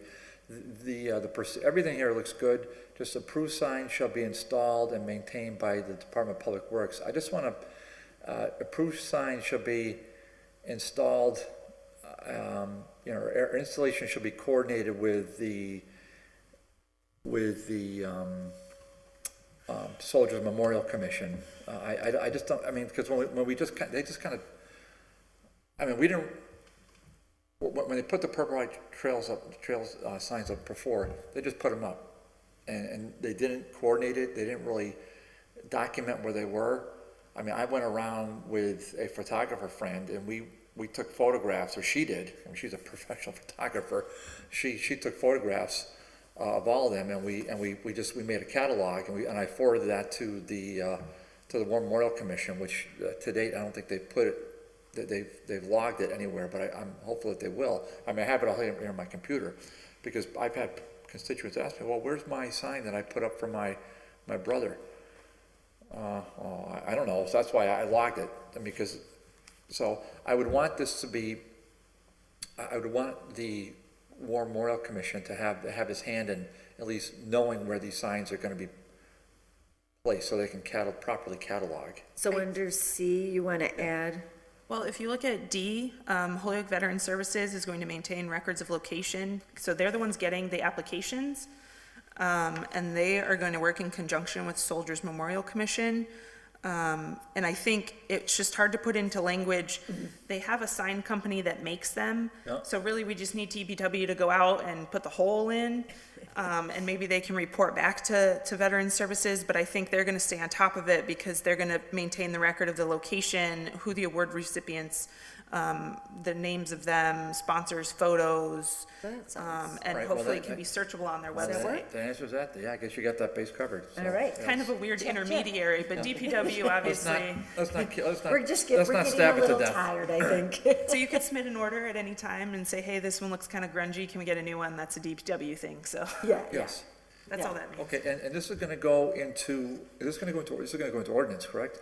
Correct. I don't have a section, and I don't know if there's any recommendations on where we want to put this, so that's why it says section and there's just a blank. Why can't we just make one up? So, I mean, we could, I don't know Well, where. Somewhere near Let's the just do it right signs now. ordinance? I mean, if possible. I mean, it includes things, monuments, banners. well, where's I mean, this, it's in the cubby. Madam Chair, where's the sign ordinance so that I can't remember where. Oh, hang on. Signs are under zoning, I think, is why that might be an issue. Oh, okay. I withdraw that suggestion.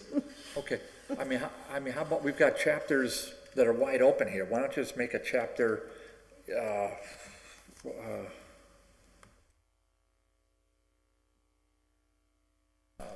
I mean, you could We'll have, defer to you. you could have it anywhere. Pick one, Have- anyone. You could have it anywhere, for heaven's sakes. Why I don't you- think that's why- the problem. Why don't you make it chapter 11? It'll be after amusements and entertainments and between animals.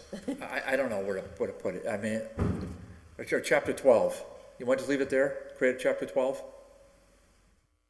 Oh, that's true, there's missing chapters, huh? Oh, okay. There are. So- We have whole gaps in the All in right. the ordinance code. So are you on I- 11 or 12? How about 12? It's right in the middle. 12. Chapter 12, Yeah, so we created chapter 12, and this will go therein. new One? Section 1. ordinance. Section 1. All right. This was one of the few left from last year. Well, we all know why this one had to come to pass, so we don't have to beat that horse again. Okay? So I'm gonna make a motion to amend the ordinances and forward this to city council. All in favor? Aye. Motion take up number 9. All in favor? Aye. Number 9, filed by Counselor McGivern, that an ordinance be adopted establishing and authorizing all existing revolving funds in accordance with the Massachusetts General Laws, Chapter 44 and 53E and a half. The Massachusetts Municipal Modernization Act requires that effective in fiscal year 19, all revolving funds are to be authorized by ordinance rather than an annual legislative body vote. The legislative body must still vote on or before July 1st on the amount that may be spent from each fund during the upcoming fiscal year. So this was held in committee because it was noticed that there was the recycling revolving fund missing from the list. Also, at our last city council meeting, we created a new revolving fund relative to a grant. So those simply need to be added to the list. And then the ordinance can be put into legal form so that we can act on it at the next city Motion to council amend the meeting. list accordingly? If I recall correctly, our city auditor is supposed to provide you the language, Crystal. Because under each fund is the name, the revenues, the purposes and expenditures, and the fiscal year. I do not recall seeing that email. I thought Bellamy was going to send it to me, but You know, maybe. he may have. I might have missed it too. I didn't see it. No. But if he didn't CC you on it, Crystal, I don't know, would you mind reaching out to him Not at all. for the language on those two? Recycling and, does anybody remember what that grant was? Hang on. I have my agenda in here from the meeting. Okay, so, Nelson, grant- this is why we need you, man, at the meetings. I don't want you, so the, no more trips to Cuba. so this grant was the 2017 Mass Works Infrastructure Grant. And we had to set up a revolving fund for the accounting of the receipts and expenditures related to the grant, in accordance with Mass General Law, Chapter 44, Section 53A. Okay, so we've got the motion on the floor to amend accordingly. So to amend with the Mass Works grant and the recycling. And you seconded it? Yep. All in favor? Aye. And Passes motion, 3-0. motion to suspend, take 10, 11 as a package and approve if they're all good to go with the Disabilities Commission. Okay.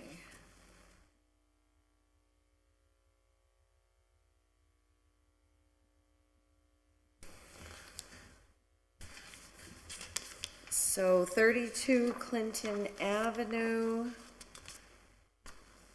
is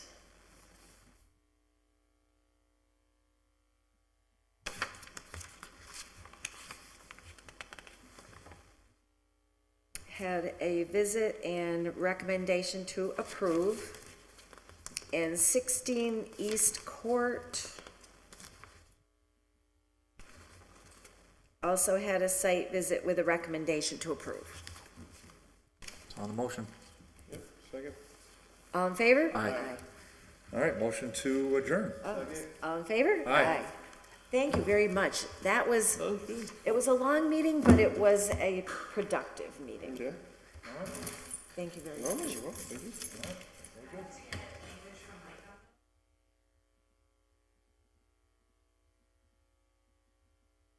These had come. Maybe. Ryan just gave them to me because they'd come back from disabilities. He said, you might as well deal with it because we weren't having a meeting on the 26th. I can't believe we're not meeting on 26. Well, because they took it for the budget.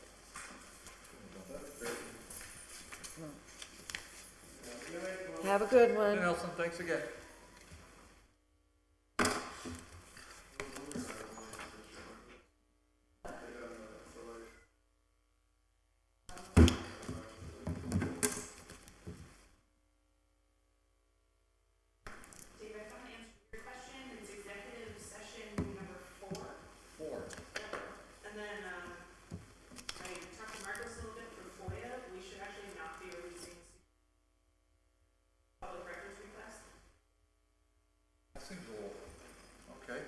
Should I pull it out of the jacket and give it to you?